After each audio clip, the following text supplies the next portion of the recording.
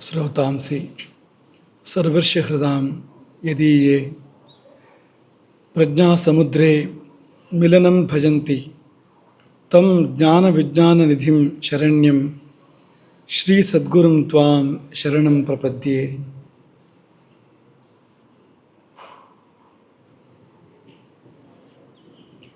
यमाय धर्मराजाय मृत्यवे चान्तकाय च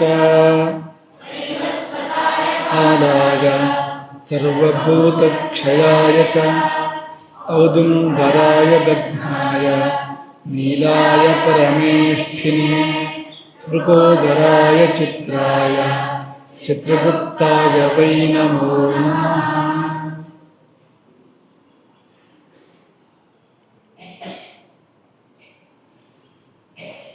ನಿನ್ನೆ ಒಂದು ಪ್ರಶ್ನೆಯನ್ನು ಕೇಳಿದ್ವು.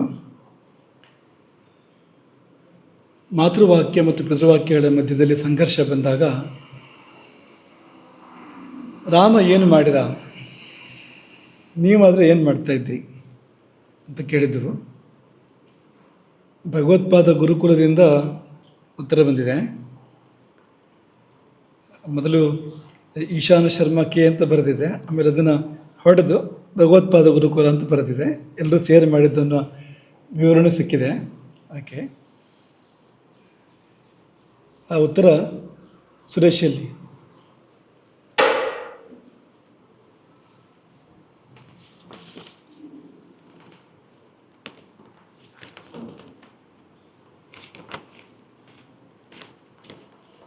ನಾನಾಗಿದ್ದರೆ ತಾಯಿಯನ್ನು ಅವಳೇ ಆಗಿ ಅವಳ ವಚನವನ್ನು ಹಿಂದಿರುಗಿಸಲು ಪ್ರೇರೇಪಿಸುತ್ತಿದ್ದೆವು. ನಾವಾಗಿದ್ದರೆ ಪ್ರೇರೇಪಿಸುತ್ತಿದ್ದೆವು.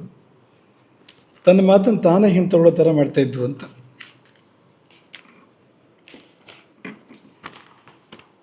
ಹೇಗೆ ಅಂದರೆ, ಧರ್ಮ ಪ್ರಕಾರ ಸತಿಯಾದವಳು ಪತಿಯೊಂದಿಗೆ ಇರಬೇಕು, ಏನೇ ಆದರೂ ಅವನ ಜೊತೆ ಇರಬೇಕು. ಮಿಥುನ ನಕ್ಷತ್ರದಂತೆ ಅಂತಿದೆ, ಮಿಥುನ ರಾಶಿ ಅಂತೆ ಅಂತ ಆಗಬೇಕದು. ಹಾಗೆಯೇ ಪತಿಯ ವಾಕ್ಯಕ್ಕೆ ವಿರೋಧವನ್ನು ಸೂಚಿಸಬಾರದು. ಹಾಗೆಂದು ಪತಿ ತಪ್ಪು ಮಾರ್ಗ ಹಿಡಿದರೆ ಸರಿಪಡಿಸುವ ಪ್ರಯತ್ನ ಬೇಕು, ಹೊರತು ಪೂರ್ಣ ವಿರೋಧ ಅಲ್ಲ.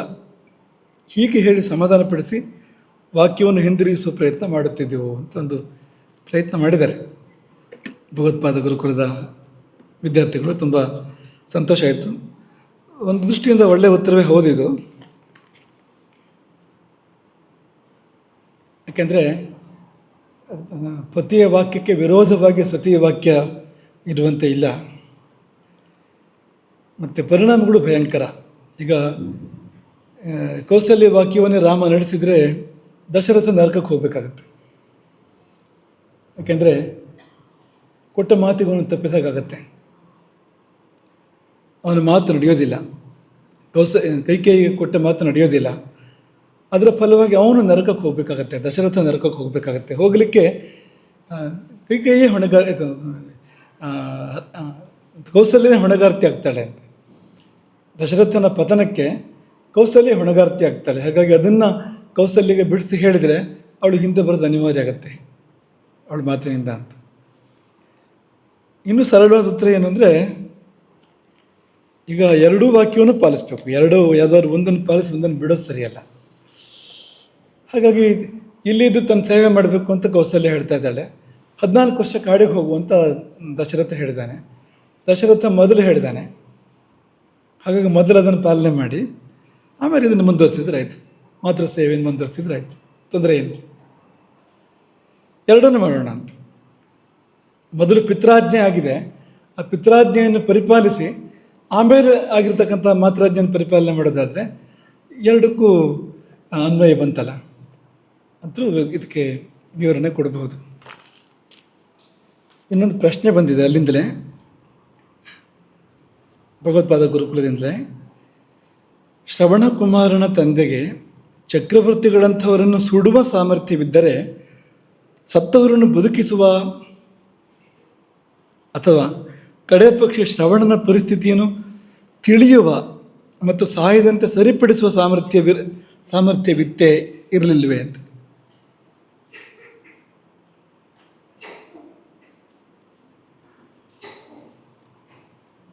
ಈ ಕೊಲ್ಲುವ ಸಾಮರ್ಥ್ಯಕ್ಕಿಂತ ಕಾಯುವ ಸಾಮರ್ಥ್ಯ ತುಂಬ ದೊಡ್ಡದು. ಅದು ಭೌತಿಕವಾಗಿ ನೋಡಿದ್ರು ಕೂಡ ಗೊತ್ತಾಗುತ್ತೆ. ನೀವು ಅಂಗುಲಿಮಾಲನ ಕಥೆ ಕೇಳಿದ್ದೀರಿ ಅಲ್ವಾ? ಬುದ್ಧ ಮತ್ತು ಅಂಗುಲಿಮಾಲ, ಅವನು ಎಷ್ಟೋ ಜನರನ್ನು ಕೊಂದು ಅವರ ಬೆರಳುಗಳನ್ನು ಮಾಲೆಯಾಗಿ ಕೊರಳಿಗೆ ಹಾಕ್ಕೊಂಡಿದ್ದ. ಅಂಗುಲಿಮಾಲ ಅಂತ ಹೆಸರು ಬರಬೇಕಾದ್ರೆ ತಾನು ಕೊಂದವರ ಬೆರಳುಗಳ ಮಾಲೆಯನ್ನು ಕೊರಳಿಗೆ ಹಾಕ್ಕೊಂಡಿದ್ದರಿಂದಾಗಿ ಅವನಿಗೆ ಹೆಸರು ಬಂದಿತ್ತು. ಅಷ್ಟು ಭಯಂಕರ ವ್ಯಕ್ತಿ ಅವನು. ಅವನಿಗೂ ಬುದ್ಧನಿಗೂ ಭೇಟಿಯಾದಾಗ, ಅಥವಾ ಬುದ್ಧ ಅವನ ವ್ಯಾಪ್ತಿಗೆ ಹೋದಾಗ, ಅವನ ಪ್ರದೇಶಕ್ಕೆ ಹೋಗಿ ಅವನ ಕೈವಶ ಆದ ಸಂದರ್ಭದಲ್ಲಿ ನಿನ್ನ ಕೊಂದು ಬಿಡ್ತೇನೆ ಅಂತ, ಕೊಂದು ಬಿಡು ಅಂತ ಬುದ್ಧ ತುಂಬ ಸರಳವಾಗಿ ಅವನಿಗೆ ಹೇಳ್ದ ಅಂತ. ಆಯಿತು, ನನ್ನ ಕೊನೆಯ ಆಸೆ ಏನು ಅಂತ.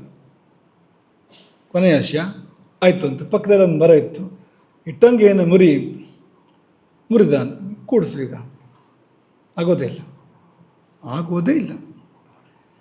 ಏನೇನು ಮಾಡಿದ್ರೂ ಸಾಧ್ಯ ಇಲ್ಲ. ಯಾಕೆ ಇದನ್ನು ನೆನಪಿಸೋದು ಅಂದರೆ, ಈ ಮುರಿಯೋ ಶಕ್ತಿ ಬೇರೆ, ಮತ್ತೆ ಅದನ್ನು ಕೂಡಿಸೋ ಶಕ್ತಿ ಅಥವಾ ಮತ್ತೆ ಅದಕ್ಕೆ ಜೀವ ಕೊಡೋ ಶಕ್ತಿ ತುಂಬ ಬೇರೆ. ಹಾಗಾಗಿ ಒಬ್ಬ ಮಹಾ ತಪಸ್ವಿ ಆತ ತನ್ನ ಶಾಪದಿಂದ ಸುಟ್ಟು ಬಿಡಬಲ್ಲ ಅಂದರೆ ಬದುಕಿಸಬಿಡಬಲ್ಲ ಅಂತ ಅರ್ಥ ಅಲ್ಲ ಅದಕ್ಕೆ ಅಂತ. ಬದುಕಿಸುವ ಶಕ್ತಿ ಅನ್ನೋದು ತುಂಬ ಜಾಸ್ತಿಗೆ ಹೋಯ್ತು ಅದು ಅಂತ. ಅಂದರೆ ಹೆಚ್ಚು ಕಡಿಮೆ ಪರಮಾತ್ಮನಿಗೆ ಹೋಯಿತು. ಅವನು ಕೂಡ ಪದೇ ಪದೇ ಮಾಡೋದಿಲ್ಲ ಅದನ್ನು. ಪರಮಾತ್ಮ ಕೂಡ ತುಂಬ ಅಪರೂಪದಲ್ಲಿ ಆ ಕಾರ್ಯವನ್ನು ಮಾಡ್ತಾನೆ ಹೊರತು, ಇಲ್ಲದಿದ್ದರೆ ಸತ್ತೋರನ್ನು ಬದುಕಿಸೋ ಕೆಲಸವನ್ನು ಮಾಡೋದಿಲ್ಲ ಅಂತ. ಯಮನ ತಾಕತ್ತು ಅಲ್ಲಿಗೆ ಕಳಿಸೋದು ಸುಲಭ, ಯಮ ಇರೋಲ್ಲಿಗೆ ಕಳಿಸೋದು ಸುಲಭ, ಅಲ್ಲಿಂದ ವಾಪಸ್ ಕರ್ಸ್ಕೊಡೋದು ಸುಲಭ ಅಲ್ಲ. ಕೃಷ್ಣಾವತಾರದಲ್ಲಿ ಒಮ್ಮೆ ಮಾಡ್ತಾನೆ ಕೃಷ್ಣ ಅದನ್ನು, ಆ ಕಾರ್ಯವನ್ನು. ಗೊತ್ತಿದೆ ನಿಮಗೆ ಯಾವಾಗ ಅಂತ ಹೇಳ್ತೀರಾ? ಯಾವಾಗ ಹೇಳಿ, ಜೋರಾಗಿ ಹೇಳಿ, ಪರವಾಗಿಲ್ಲ.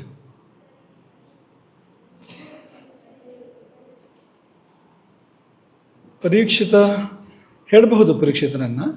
ಅದಕ್ಕೆ ಚರ್ಚೆ ಕೂಡ ಇದೆ ಅಲ್ಲಿ. ಅಂದರೆ ಕಾದ ಅನ್ನೋ ಮಾತು ಕೂಡ ಇದೆ, ಸಾಯದಂತೆ ಕಾದ ಅನ್ನೋ ಮಾತು ಕೂಡ ಇದೆ.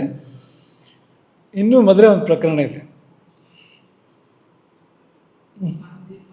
ಹಾಂ, ಅದು ಸರಿ, ಅದು ಪೂರ್ತಿ ಹೋದು. ಸಂದೀಪನಿ ಮಹರ್ಷಿಯ ಮಗನನ್ನು ಬದುಕಿಸಿದ್ದಿದೆಯಲ್ಲ, ಅದು ಸರಿಯಾದ ಪ್ರಕರಣ. ಯಾಕೆಂದರೆ ಎಷ್ಟೋ ಕಾಲವೇ ಆಗಿತ್ತು ಸತ್ತು.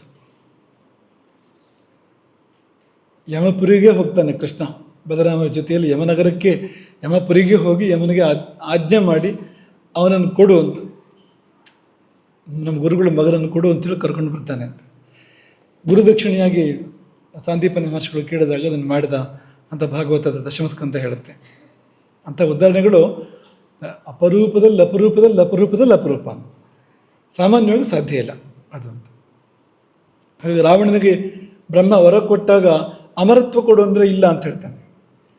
ಅದೇ ಅಜೇಯತ್ವ ಕೊಡು ಅಥವಾ ಇನ್ನೊಬ್ಬರನ್ನು ಗೆಲ್ಲುವ ದಮನಿಸುವ ಶಕ್ತಿ ಕೊಡು ಅಂದರೆ ಕೊಡ್ತಾನೆ ಅಂತ. ಯಾಕೆಂದರೆ ಅದು ಸುಲಭ, ಇದು ಮತ್ತು ತುಂಬ ಮೇಲಿನದ್ದು ಅಂತ. ಹಾಗಾಗಿ ಆ ಸಾಮರ್ಥ್ಯ ಇತ್ತು ಅಂತ ಹೇಳೋಕ್ಕಾಗೋದಿಲ್ಲ. ಅದು ಭಾರಿ ಕಷ್ಟದ್ದು ಮತ್ತು ತುಂಬ ಕೈಯಾಡಿಸ್ತಂತೆ ಆಗುತ್ತೆ, ಸೃಷ್ಟಿ ಪ್ರಕ್ರಿಯೆಯಲ್ಲಿ ಕೈಯಾಡಿಸ್ತಂತೆ ಆಗುತ್ತೆ ಅದನ್ನು ಮಾಡಿದಾಗ ಅಂತ. ಕೊಲ್ಲುವುದು ಅನ್ನೋದು ಸೃಷ್ಟಿಯಲ್ಲಿದೆ ಆ ಪ್ರಕ್ರಿಯೆ. ಈ ಪ್ರಾಣಿ ಪಕ್ಷಿಗಳು ನೋಡಿದ್ರೂ ಗೊತ್ತಾಗುತ್ತೆ, ಮನುಷ್ಯರು ನೋಡಿದ್ರೂ ಕೂಡ ಗೊತ್ತಾಗುತ್ತೆ. ಕೊಲ್ಲುವುದು ಅನ್ನೋ ಪ್ರಕ್ರಿಯೆ ಇದೆ ಸೃಷ್ಟಿಯಲ್ಲಿ, ಅದನ್ನು ಮಾಡ್ಬೋದು. ಆದರೆ ಸತ್ತವರನ್ನು ಬದುಕಿಸೋದು ಅನ್ನೋ ಪ್ರಕ್ರಿಯೆ ಸೃಷ್ಟಿಯಲ್ಲಿ ಇಲ್ಲ ಅಂತ. ಪ್ರಾಣಿ ಪಕ್ಷಿಗಳಲ್ಲೂ ಇಲ್ಲ, ಮನುಷ್ಯರಲ್ಲೂ ಕೂಡ ಇಲ್ಲ ಅಂತ. ಹಾಗಾಗಿ ಅತ್ಯಂತ ದುಸ್ಸಾಧ್ಯವಾಗಿರುವಂಥದ್ದು, ಹೆಚ್ಚು ಕಡಿಮೆ ಅಸಾಧ್ಯವಾಗಿರುವಂಥದ್ದು ಅದು.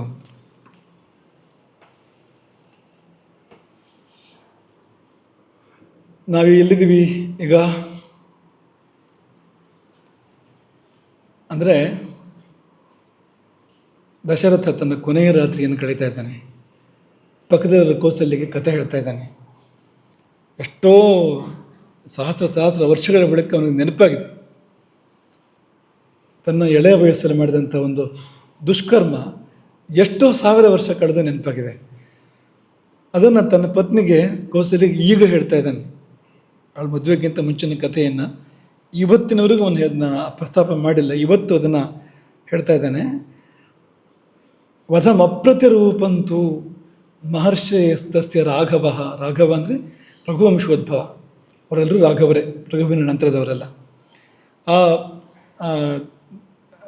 ರಘುವಂಶೋದ್ಭವನಾದ ದಶರಥನು ಕೌಸಲ್ಯಗೆ ಕಥೆ ಹೇಳುವಾಗ ವಿಲೇಪಿಸಿದ ಅಂತ. ಯಾವುದರ ಕುರಿತು ಅಂದರೆ ಆ ಮಹರ್ಷಿಯ ವಧೆ. ಅಂದರೆ ಆ ಮನುಕುಮಾರ ಸುಮ್ಮನೆ ಅಂದರೆ ಆಶ್ರಮದ ಹುಡುಗ ಅನ್ನೋ ತರಹ ಅಲ್ಲ ಅದು ಅಂತ. ಅವನು ಮಹರ್ಷಿ ಪದವಿಯನ್ನು ಏರಿದ್ದ ಅಂತ, ಮಹರ್ಷಿ ಆಗಿದ್ದ ಅನ್ನೋದನ್ನು ಈ ಮಾತು ತೋರಿಸುತ್ತೆ. ಅಪ್ರತಿರೂಪ ಅಂತ, ಅದಕ್ಕೆ ಹೋಲಿಕೆ ಇಲ್ಲ ಅಂತ. ಆ ವಧೆ ಎಂಥದ್ದು ಅನ್ನೋದಕ್ಕೊಂದು ಎಣೆ ಇಲ್ಲ ಅಂತ, ಅಂಥ ಒಂದು ಅಕಾರ್ಯ ಅದು ಅಂತ. ಯಾಕೆಂದರೆ ಯಾವುದೇ ಒಂದು ಜೀವಕ್ಕೆ ಹಿಂಸೆ ಮಾಡಿದರೂ ಕೂಡ ಅದು ಪಾಪ. ಅದು ಕೊಲ್ಲಬೇಕು ಅಂತಲೇ ಇಲ್ಲ, ಅಂಗಭಂಗವನ್ನೇ ಮಾಡಬೇಕು ಅಂತಿಲ್ಲ, ನೋವು ಮಾಡಿದರೂ ಕೂಡ ಅದು ಪಾಪ. ಅದು ಹಾಗಿರುವಾಗ ಯಾವ್ದಾರ ಪ್ರಾಣಿಯನ್ನು ಕೊಲ್ಲೋದು ಅಂದರೆ, ಅದರಲ್ಲಿಯೂ ಮನುಷ್ಯನನ್ನು ಕೊಲ್ಲೋದು ಅಂದರೆ ಜಾಸ್ತಿ ಪಾಪ ಆಗುತ್ತೆ. ಯಾಕೆಂದರೆ ಏನು ಮನುಷ್ಯನ ಜೀವ ಪ್ರಾಣಿಗಳ ಜೀವ ಬೆಲೆಯಲ್ಲಿ ವ್ಯತ್ಯಾಸ ಇದೆಯಾ ಅಂದರೆ, ಈ ದೇಹ ತುಂಬ ಕಷ್ಟಪಟ್ಟು ಬಂದಿರೋವಂಥದ್ದು, ತುಂಬ ಬೆಲೆ ಬಾಳೋವಂಥದ್ದು. ಹಾಗಾಗಿ ಅದಕ್ಕೆ ದುಷ್ಫಲ ಜಾಸ್ತಿ. ಪ್ರಾಣಿಗಳ ದೇಹ ಅಂತಂದರೆ ಇಷ್ಟೆಲ್ಲ ಕಷ್ಟಪಟ್ಟು ಬಂದಿರೋವಂಥದ್ದಲ್ಲ, ಅದು ಕೆಲವು ಬಾರಿ ಇದು ಬಿಡುಗಡೆಯೂ ಆಗ್ಬಿಡ್ಬೋದು ಅದು. ಆದರೆ ಮನುಷ್ಯ ದೇಹ ಹಾಗಲ್ಲ. ಮಹತಾ ಪುಣ್ಯ ಪುಣ್ಯೇನ ಕ್ರೀತ, ತುಂಬ ದೊಡ್ಡ ಪುಣ್ಯದಿಂದ ಬಹಳ ಕಷ್ಟಪಟ್ಟು ಇಲ್ಲಿಗೊಂದು ಜೀವ ಬಂದಿದ್ದರೆ ಅದನ್ನು ಹಾಳು ಮಾಡಿದರೆ ಆ ಪಾಪಕ್ಕೆ ಸಮಾನ ಇಲ್ಲ ಅಂತ ದೊಡ್ಡ ಪಾಪ ಆಗುತ್ತೆ ಅದು. ಹಾಗಾಗಿ ಮನುಷ್ಯ ವಧೆಯೇ ಮಹಾಪಾಪ. ಅದರಲ್ಲಿ ಒಬ್ಬ ತಪಸ್ವಿಯ ವಧೆ ಅಂತ ಅನ್ನುವಂಥದ್ದು ಅಪ್ರತಿರೂಪ, ಅದಕ್ಕೆ ಉದಾಹರಣೆ ಇಲ್ಲ, ಅಂಥ ಪಾಪ ಅದು. ಅದರ ಕುರಿತು ಹಳಹಳಿಸಿದ ವಿಲಪಿಸಿದ ದಶರಥ ಕೌಸಲ್ಯಗೆ ಆ ಕಥೆಯನ್ನು ಹೇಳ್ತಾ ಕಥೆಯಲ್ಲಿ ಯಾವ ಘಟ್ಟಕ್ಕೆ ದಶರಥ ಬಂದಿದ್ದ ಅಂದರೆ, ಶ್ರವಣಕುಮಾರ ಮುನಿಕುಮಾರ, ಇಲ್ಲಿ ಹೆಸರು ಹೇಳಿಲ್ಲ, ಆ ಹೆಸರು ತಪ್ಪು ಅಂತಲ್ಲ, ಮುಂದೆ ಬಂದಿರತಕ್ಕಂಥ ಹೆಸರು ಅದು. ಆತ ದೇಹತ್ಯಾಗವನ್ನು ಮಾಡಿಬಿಟ್ಟಿದ್ದ. ಯಾವಾಗ ಬಾಣವನ್ನು ಕಿತ್ತು ತೆಗೆದನೋ ದಶರಥ, ಆತನ ಎದೆಗೆ ಚುಚ್ಚಿದ ಬಾಣವನ್ನು ಕಿತ್ತು ತೆಗೆದನೋ, ಆತನ ಪ್ರಾಣ ಪಕ್ಷಿಗಳು ಹಾರಿ ಹೋದವು. ಮಣಿಕುಮಾರನ ಬದುಕು ಇನ್ನಿಲ್ಲದಾಯಿತು. ಆಗ ಒಬ್ಬನೇ ಉಳ್ಕೊಂಡ ದಶರಥ. ಇಬ್ಬರಾಗಿದ್ರಲ್ಲ, ಸಾಯೋನೊಬ್ಬ ಕೊಂದವನೊಬ್ಬ, ಇಬ್ಬರಾಗಿದ್ರಲ್ಲ, ಒಂದು ಸಂಭಾಷಣೆ ಇತ್ತು ಅಲ್ಲಿ. ಈಗ ಒಬ್ಬನೇ ಆಗಿದ್ದಾನೆ ದಶರಥ.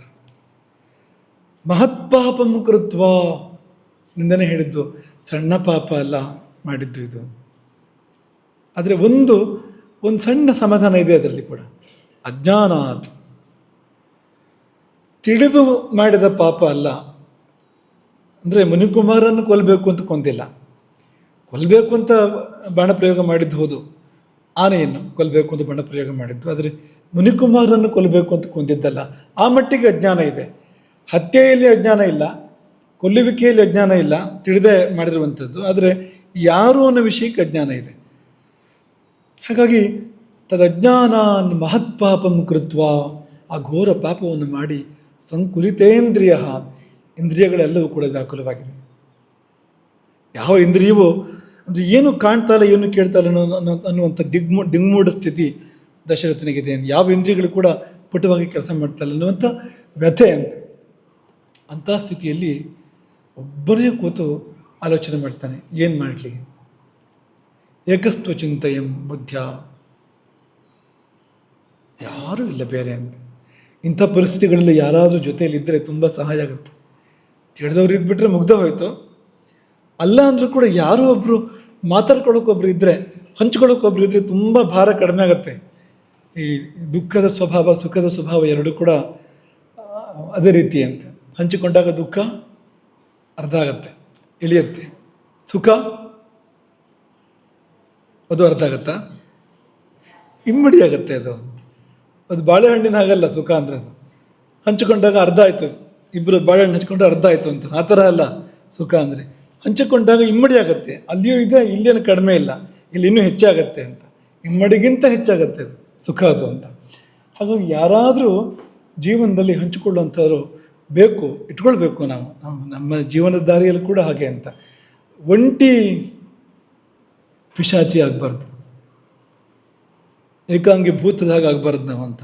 ನಾವು ಬೇಕು ಜೊತೆಗಾರರು ಅಂತ, ಕಷ್ಟ ಸುಖ ಹಂಚಿಕೊಳ್ಳೋದಕ್ಕೆ ಯಾರಾದರೂ ಬೇಕು ಅಂತ. ಹಾಗೆ ಇಟ್ಕೊಳ್ಬೇಕು ಬದುಕನ್ನು ಅಂತ. ಹಾಗೆ ಕಥನ್ನು ಸುಕೃತನ್ ಭವೇತ್, ಏನು ಮಾಡಿದರೆ ಸರಿ ಅಂತ ಅವನು ತುಂಬ ಆಲೋಚನೆ ಮಾಡಿದ್ದು ಹೌದು. ಕೊನೆಗೂ ಮುನಿಕುಮಾರ ಹೇಳಿದ್ದೇ ಸರಿ ಅಂತ ಅನಿಸ್ಬಿಡ್ತು ಅವನಿಗೆ. ನಾನೇ ಹೋಗಿ ಹೇಳೋದೇ ಸರಿ ಅಂತ ತಂದೆ ತಾಯಿಗಳಿಗೆ. ಈ ದುರ್ಘಟನೆಯನ್ನು ತಾನೇ ತಿಳಿಪಡಿಸೋದು ಸರಿ ಅಂತ ಅನ್ನಿಸ್ತು. ಆಮೇಲೆ ಅವನು ಹಾಗೆ ಬರೀ ಕೈಯಲ್ಲಿ ಹೋಗಲಿಲ್ಲ, ಆ ಕೊಡದಲ್ಲಿ ನೀರು ತುಂಬಿಕೊಂಡ್ರು. ಎಂಥ ಒಂದು ಪರಿಸ್ಥಿತಿ ನೋಡಿ. ತತಸ್ಥಂ ಘಟಮಾದಾಯ ಪೂರ್ಣಂ ಪರಮಮಾರಿಣ, ಸರಯೂ ನದಿಯ ಸಿಹಿಯಾದ ತಂಪಾದ ಅಮೃತ ಸದೃಶವಾದ ನೀರನ್ನು ತುಂಬಿಕೊಂಡು ಘಟ್ಟದಲ್ಲಿ ಮಗನ ಸ್ಥಾನದಲ್ಲಿ ಮಗನಂತೆಯೇ ತಂದೆ ತಾಯಿಗಳ ಬಳಿಗೆ ದಶರಥ ಹೋಗ್ತಾನೆ. ದಾರಿ ಸಾಯುವ ಮೊದಲು ಆತನ ಹೇಳಿದ್ದಿತ್ತು, ಮುನಿಕುಮಾರನ ಹೇಳಿದ್ದಿತ್ತು, ಇದು ದಾರಿ ನಮ್ಮ ಆಶ್ರಮಕ್ಕೆ ತುಂಬ ಹತ್ತಿರ ಕೂಡ ಅದು ಅಂತ. ಹೋಗ್ತಾನೆ, ಆಶ್ರಮಕ್ಕೆ ಹೋಗಿ ನೋಡ್ತಾನೆ. ನೋಡಿದರೆ ಮುನಿಕುಮಾರಿ ಹೇಳಿದ್ದು ನಿಜ. ಇಬ್ಬರು ಕೂತಿದ್ದಾರೆ, ಮುದುಕ ಮುದುಕಿ. ಹಣ್ಣು ಹಣ್ಣು ಮುದುಕ ಮತ್ತು ಹಣ್ಣು ಹಣ್ಣು ಮುದುಕಿ. ಮುಪ್ಪಿನ ಮುಪ್ಪು ಇಬ್ಬರಿಗೂ ಕೂಡ ಅಂತ. ಹಾಗಾಗಿ ದುರ್ಬಲವು, ಶಕ್ತಿಯೇ ಇಲ್ಲ. ಶಕ್ತಿ ಕಡಿಮೆ ಅಂದರೆ ಉಪಯೋಗ ಇಲ್ಲ, ಶಕ್ತಿಯೇ ಇಲ್ಲ, ಏನನ್ನು ಮಾಡಿಕೊಳ್ಳುವ ತಾಕತ್ತು ಕೂಡ ಅವರಿಗಿಲ್ಲ ಅಂತ. ಅಂಧವು, ಕುರುಡರು, ವೃದ್ಧವು, ಅಪರಿಣಾಯಕವು, ಒಂದು ಆ ಕಡೆ ಈ ಕಡೆ ಹೋಗುವ ಶಕ್ತಿಯೂ ಕೂಡ ಅವರಿಗಿಲ್ಲ ಅಂತ. ಕೂತಲ್ಲಿಯೇ ಅಂತ, ಮಲಗಿದಲ್ಲಿಯೇ ಕೂತಲ್ಲಿಯೇ ಎನ್ನುವಂಥ ಪರಿಸ್ಥಿತಿ ಅಂತ. ಆ ಕಡೆ ಈ ಕಡೆ ಹೋಗುವ, ಎದ್ದು ಅಕ್ಕಪಕ್ಕ ಹೋಗುವ ಶಕ್ತಿ ಕೂಡ ಅವರಿಗಿಲ್ಲ. ಅವ್ರನ್ನ ನೋಡಿದಾಗ ದಶರಥನಿಗೆ ಯಾವ ತರಹ ಕಾಣಿಸ್ತು ಅಂದರೆ, ರೆಕ್ಕೆ ಕತ್ತರಿಸಿದ ಜೋಡಿ ಪಕ್ಷಿಗಳಂತೆ. ಲೂನ ಪಕ್ಷ ವಿವದ್ವಿಜವು. ಒಂದು ಪಕ್ಷಿ ರೆಕ್ಕೆ ಕತ್ತರಿಸಿದ್ರೆ ಏನಪ್ಪ ಅದರ ಸ್ಥಿತಿ ಏನು ಅಂತ. ಅಂತಹ ಸ್ಥಿತಿ ಹಾರಲಿಕ್ಕೆ ಸಾಧ್ಯ ಇಲ್ಲ ಅಲ್ವಾ. ಹಾಗೆ ಇವರಿಗೆ ಪಕ್ಷಿಗಳಿಗೆ ರೆಕ್ಕೆಗಳ ಕಾಲುಗಳಿದ್ದಂತೆ, ರೆಕ್ಕೆಗಳ ಮೂಲಕ ದೂರ ದೂರ ಪ್ರಯಾಣವನ್ನು ಮಾಡ್ತವೆ. ಈ ದಂಪತಿಗಳಿಗೆ ಓಡಾಡಲಿಕ್ಕೆ ಕೂಡ ಸಾಧ್ಯ ಇಲ್ಲ ಅನ್ನೋದಕ್ಕೆ ಉದಾಹರಣೆಯನ್ನು ಕೊಟ್ಟಿದ್ದಾರೆ. ಅವರಿಬ್ಬರು ಮಾತಾಡ್ಕೋತಾ ಇದ್ರಂತೆ ದಶರಥ ಹೋದಾಗ. ಏನಪ್ಪ ಮಾತು ಅಂದರೆ, ಮಗನ ಬಗ್ಗೆಯೇ ಮಾತು. ತನ್ನಿಮಿತ್ತಾಭಿರಾಸೀನು ಕಥಾಭಿರ ಪರಿಕ್ರಮವು. ಎದ್ದು ಹೋಗೋಕ್ಕಂತೂ ಸಾಧ್ಯ ಇಲ್ಲ, ಕೂತಲ್ಲೇ ಮುದುಕ ಮುದುಕಿ, ಬಾಯಿ ಕಿವಿ ಸರಿ ಇದೆ ಅಂದರೆ ತಕ್ಕ ಮಟ್ಟಿಗಿದೆ, ಮಾತಾಡೋಕ್ಕಾಗತ್ತೆ. ಅವ್ರವ್ರಿಗಂತೂ ಅರ್ಥ ಆಗುತ್ತೆ ಮಾತಾಡಿದ್ದು. ಕೆಲವು ಸರಿ ತುಂಬ ವಯಸ್ಸಾದಾಗ ಮಾತಾಡಿದ್ದು ಗೊತ್ತಾಗೋದಿಲ್ಲ ಏನು ಅಂತ. ಅದು ಅವರಿಗೆ ಕೇಳಿ ಅಭ್ಯಾಸ ಇದೆ, ಗೊತ್ತಾಗತ್ತೆ, ಕಿವಿ ತಕ್ಕ ಮಟ್ಟಿಗೆ ಕೇಳಿಸುತ್ತೆ. ಹೀಗಾಗಿ ಮಾತುಕತೆಗಳು ಮಗನ ಬಗ್ಗೆ. ತನ್ನಿಮಿತ್ತ ಅಭಿರಾಸೀನು, ಹೊಟ್ಟೆ ಚುರುಕು ಅಂದಿದ್ದು ದಶರಥನಿಗೆ ಅಂತ. ಹೇಗೆ ಹೇಳಬೇಕು ಈ ವಿಷಯವನ್ನು ಅವರಿಗೆ? ಯಾಕೆಂದರೆ ಅವನು ಹೇಳ್ಕೊಡ್ತಾನೆ, ತಾಮಾಶಾಂ ಮತ್ಕೃತೆ ಹೀನವು. ನನ್ನಿಂದಾಗೇ ಅವ್ರಿಗೆ ಇದು ಇಲ್ಲ ಆಗುತ್ತೆ. ಈ ಮಗನ ಸುಖ ಎನ್ನುವಂಥದ್ದು ನನ್ನಿಂದಾಗಿ ಇಲ್ಲಾಗತ್ತೆ ಅವರಿಗೆ ಎಂಬ ಭಾವ ದಶರಥನನ್ನು ಆವರಿಸ್ತು. ಆ ಸಮಯದಲ್ಲಿ ಅನಾಥವತು, ಇವರು ಅನಾಥರಾದರು ಅಂತ ಅಂದ್ಕೊಂಡ. ಅಂದರೆ ದಶರಥ ಕ್ರೂರಿಯಲ್ಲ ಏನು, ದಶರಥ ಒಳ್ಳೆಯವನಲ್ವಂದರೆ ತುಂಬ ತುಂಬ ಒಳ್ಳೆಯವನು. ಇದು ಏನು ಆಗೋಗಿದೆ ಈ ಥರದೊಂದು ಘಟನೆ ಹೊರತು ಅವನೇನು ಕೆಟ್ಟವನಲ್ಲ. ಹಾಗಾಗಿ ಅವನಿಗೆ ಅವ್ರ ಕಷ್ಟ ಅರ್ಥ ಆಗ್ತದೆ. ಎಂಥ ಕಷ್ಟ ಆ ತಂದೆ ತಾಯಿಗಳಿದ್ದು. ಹಾಗಾಗಿ ಅವರನ್ನು ನೋಡಿದಾಗ ಮೊದಲೇ ಇದ್ದ ಶೋಕ ದಶರಥನಿಗೆ ಇಮ್ಮಡಿಸಿತು ಮತ್ತು ಉಮ್ಮಳಿಸಿತು. ಶೋಕೋಪಹತ ಚಿತ್ತಶ್ಚ ಭಯ ಸಂತ್ರಸ್ತ ಚೇತನ. ಭಯವೂ ಇತ್ತು ದಶರಥನಿಗೆ. ಯಾಕೆಂದರೆ ಮುಂದೆ ಏನು ಕಾದಿದೆಯೋ ಅಂತ, ಏನು ಬೇಕಾದರೂ ಆಗ್ಬೋದು.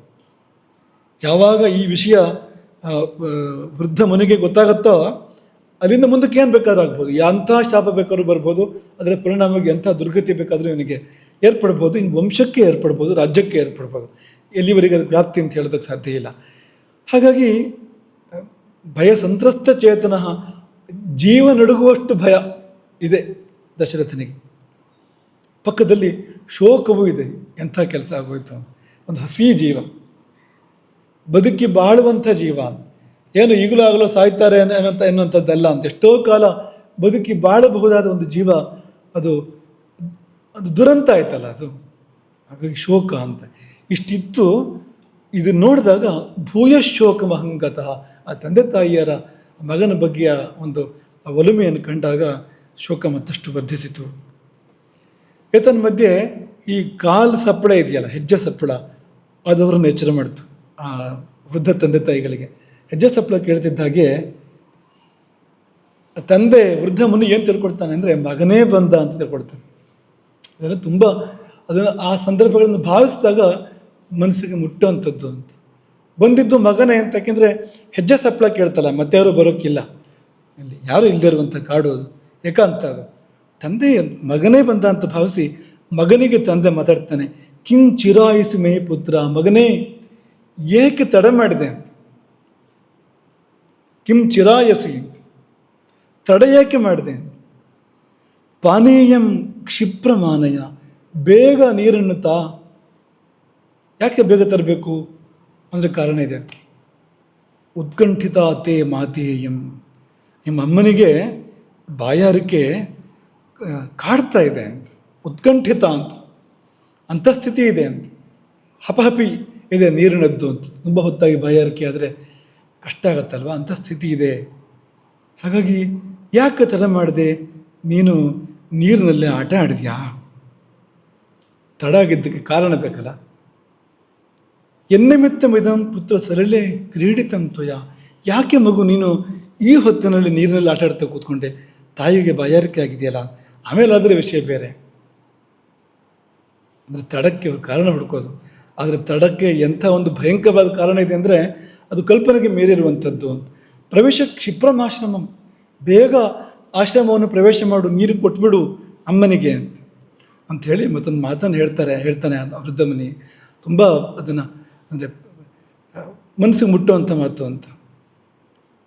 ಮಗನೇ, ನಾನಾಗಲಿ ನಿಮ್ಮ ಅಮ್ಮನಾಗಲಿ ಏನಾದರೂ ನಿನಗೆ ಬೇಸರ ಮಾಡಿರ್ಬೋದು ಹಿಂದೆ. ಯದ್ವ್ಯಲೀಕಂ ಕೃತಂ, ನಿಮ್ಮ ಚಿಕ್ಕ ವಯಸ್ಸಿನಲ್ಲಿ ಅಥವಾ ಬೆಳೆಯ ವಯಸ್ಸಿನಲ್ಲಿ ಏನೋ ನೀವೊಂದು ತಪ್ಪು ಮಾಡಿದಾಗ ಒಂದು ಏಟು ಕೊಟ್ಟಿರ್ಬೋದು, ಇನ್ನೇನೋ ನಿನ್ನ ಮನಸ್ಸಿಗೆ ವ್ಯಥೆ ಆಗುವಂಥದ್ದು, ಮನಸ್ಸಿಗೆ ಕಷ್ಟ ಅನಿಸುವಂಥದ್ದನ್ನು ನಾವು ಮಾಡಿರ್ಬೋದು. ಆದರೆ ನೀನು ಅದನ್ನು ಮನಸ್ಸಲ್ಲಿ ಇಟ್ಕೋಬಾರ್ದು, ಅದನ್ನೆಲ್ಲ ಮರಿಬೇಕು ನೀನು.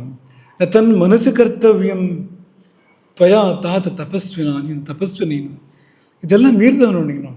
ಹಾಗಾಗಿ ನಮ್ಮಿಂದ ಏನಾದ್ರು ತಪ್ಪಾಗಿದ್ದಿದ್ರೆ ಆ ತಪ್ಪುಗಳನ್ನು ನಿನ್ನ ಮನಸ್ಸಲ್ಲಿ ಇಟ್ಕೋಬೇಡ ಅನ್ಬೇಕಾದ್ರೆ ಯಾರ ಕರುಳಾದರೂ ಕೂಡ ಕರಗದೇ ಇರೋದಿಲ್ಲ ಅಂತ ಆ ಮಾತನ್ನು ಕೇಳಿದಾಗ ಅಂತ. ಗತಿಸ್ತ್ವ ಮಗತೀಯನಾಂಚ, ಕುಂಟರು ನಾವು, ನಮಗೆ ಕಾಲು ನೀನು. ಚಕ್ಷುಸ್ತ್ವಂ ಹೀನ ಚಕ್ಷುಷಾಂ, ಕುರುಡರು ನಾವು, ನಮ್ಮ ಕಣ್ಣು ನೀನು. ಅಂದರೆ ಕಾಲಿಲ್ಲದವರ ಕಾಲು ನೀನು, ಕಣ್ಣಿಲ್ಲದವರ ನಮ್ಮ ಕಣ್ಣು ನೀನು. ಸಮಾಸಕ್ತ ಸ್ತ್ರೀ ಪ್ರಾಣ, ಹೆಚ್ಚೇನು ನಮ್ಮ ಪ್ರಾಣವೇ ನಿನ್ನಲ್ಲಿದೆ ಅಂದರೆ ತಪ್ಪಿಲ್ಲ. ಕಿಂತುಮ್ನೋ ನಾಭಿಭಾಷಸೆ, ಯಾಕೆ ಮಗು ಉತ್ತರ ಕೊಡ್ತಾ ಇಲ್ಲ, ಯಾಕೆ ನೀನು ಮಾತಾಡ್ತಾ ಇಲ್ಲ, ಯಾಕೆ ಮಾತಾಡ್ತಾ ಇಲ್ಲ ಅಂದರೆ ಅವನು ಇಲ್ಲ ಪಾಪ, ಬಂದಿದ್ದು ಬೇರೆ, ಬಂದವನಿಗೆ ಮಾತಿಲ್ಲ, ಅವನೇನು ಮಾತಾಡ್ತಾನೆ, ಯಾವ ಬಾಯಲ್ಲಿ ಮಾತಾಡ್ತಾನೆ, ಅಂಥ ಸ್ಥಿತಿಯಲ್ಲಿ ಬಂದವನಿದ್ದಾನೆ ಅಂತ. ಅದೇ ಸತ್ಯವಂತ. ಯಾಕೆಂದರೆ ಮಾತಾಡೋಕ್ಕೆ ಹೊರಟಾಗ ದಶರಥನಿಗೆ ಏನಾಯಿತು ಅಂದರೆ, ಮುನಿಮ ಅವ್ಯಕ್ತಯ ವಾಚ, ಮಾತಾಡೋಕೆ ಪ್ರಯತ್ನ ಮಾಡ್ತಾ ಇದ್ದಾನೆ, ಆದರೆ ಅವನ ಮಾತೇ ಸ್ಪಷ್ಟ ಆಗ್ತಾ ಇಲ್ವಂತೆ. ಅವ್ಯಕ್ತಯ ವಾಚ ಅಂತ ನುಂಗಿ ಹೋಗ್ತಾ ಇದೆ, ಶಬ್ದಗಳು ವಾಕ್ಯಗಳು ನುಂಗಿ ಹೋಗ್ತಾ ಇದೆ ಹೊರತು ಹೊರಗೆ ಬರ್ತಾ ಇಲ್ಲ. ಸಜ್ಜಮಾನಯ ಅಂತ ನಡುಗ್ತಾ ಇದೆ ಧ್ವನಿ, ಶಿಥಿಲವಾಗ್ತಾ ಇದೆ ಧ್ವನಿಯೇ ಬರೋದಿಲ್ಲ ಅಂತ ಹೇಳ್ತಾರಲ್ಲ, ಧ್ವನಿ ಬಿದ್ದು ಹೋಗಿದೆ ಅಂತ, ಅಂಥ ಸ್ಥಿತಿ ಇದೆ ಅಂತ. ಭೀತಃ ಅಂತ, ಬರೀ ಭೀತ ಅಲ್ಲ ಅಂತ, ಭೀತನಾಗಿ ದಶರಥ ಹೇಳಿದನಂತೆ. ಹೇಳಬೇಕಾದ್ರೆ ಆ ವಾಕ್ಯಗಳು ಹೇಗಿದ್ವು ಅಂದರೆ, ಹೀನವ್ಯಂಜನಯ ಅಂದರೆ ಈ ವ್ಯಂಜನಾಕ್ಷರಗಳಿಂದಲೇ ಮಾತಿಗೆ ಅಭಿವ್ಯಕ್ತಿ ಅಂತ ಬರೋದು ಅಲ್ವಾ. ವ್ಯಂಜನಾಕ್ಷರಗಳು ಗೊತ್ತಾರ ನಿಮಗೆ? ಎಲ್ಲಿಂದ ಎಲ್ಲಿವರೆಗೆ ವ್ಯಂಜನಾಕ್ಷರಗಳು? ಕವರ್ಗ, ಚವರ್ಗ, ಪವರ್ಗ, ಯವರ್ಗ ಇದ್ದಾನೆ ವ್ಯಂಜನಾಕ್ಷರ. ಹಲ್ ಅಲ್ವಾ, ಹಲ್ಲು ಅಲ್ಲ, ಹಲ್, ಇದು ವ್ಯಂಜನಾಕ್ಷರಗಳು. ಸ್ವರಾಕ್ಷರಗಳು ಅಂದರೆ ಆ, ಇವು, ಏವು, ಐ ಇದೆಲ್ಲ ಸ್ವರಾಕ್ಷರಗಳು ಅಲ್ವಾ. ಈಗ ವ್ಯಂಜನಾಕ್ಷರಗಳನ್ನು ಬಿಟ್ಟರೆ ಏನು ಗೊತ್ತಾಗತ್ತೆ, ಮಾತೇನು ಗೊತ್ತಾಗತ್ತೆ? ಹೀನವ್ಯಂಜನಯ ಅಂದರೆ ಹಾಗೆ ಅಂತ. ಹೇಗೆ ಅಂದರೆ ಆ, ಈ, ಉ ಅಂತ ಮಾತಾಡಬೇಕಾದ್ರೆ ಶಬ್ದ ಬರದೇ ಇದ್ದಾಗ ಏನಾಗುತ್ತೆ ಹೇಳಿ, ವ್ಯಂಜನ ಇಲ್ಲದೇನೆ ಸುಮ್ಮನೆ ಹೂ ಆ ಅಂತ ಹೇಳ್ತಾ ಇರ್ತಾರೆ ನೋಡಿ, ಭಾಷಣ ಮಾಡ್ತಾ ಇರ್ತಾರೆ, ಮಧ್ಯದಲ್ಲಿ ಏನು ಮುಂದಿನ ವಾಕ್ಯ ನೆನಪಾಗೋದಿಲ್ಲ, ಆ ಅಂತ ಹೇಳ್ತಾರೆ, ವ್ಯಂಜನ ಇಲ್ಲ ಅಲ್ಲಿ ಅಂತ. ಯಾರು ಕಾ, ಕೋ ಅಂತ ಹೇಳಿದಿಲ್ಲ ಸಮಯದಲ್ಲಿ ಹೇಳ್ತಾರೆ ಯಾರಾದರೂ? ಹೇಳ್ತಾರ ಆ ಈ ಅಂತಲೇ ಹೇಳ್ತಾನೆ ಅಂತ. ಅಂಥ ಸ್ಥಿತಿ ಅಂತ. ಹೀನ ವ್ಯಂಜನಯ, ವ್ಯಂಜನ ಅನ್ನೋ ಶಬ್ದ ಬಂದಿದ್ದೆ ಆ ಕಾರಣಕ್ಕೆ ಅಂತ, ಅಭಿವ್ಯಕ್ತಿ ಅಂತ. ವ್ಯಂಜನಗಳ ಕಾರಣದಿಂದಲೇ ಮಾತು ಏನು ಅಂತ ಗೊತ್ತಾಗತ್ತೆ. ಈ ಸ್ವರಾಕ್ಷರಗಳು ಅದಕ್ಕೆ ಆಧಾರ ಇದ್ದ ಹಾಗೆ ಅಂತ.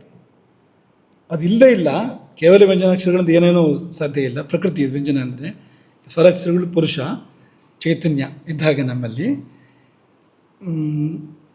ಚೈತನ್ಯದ ಹೊರತುಪಡಿಸಿ ಮತ್ತೆಲ್ಲ ಏನೋ ಆ ಜಾಗದಲ್ಲಿ ವ್ಯಂಜನಾಕ್ಷರಗಳು ಬರ್ತವೆ.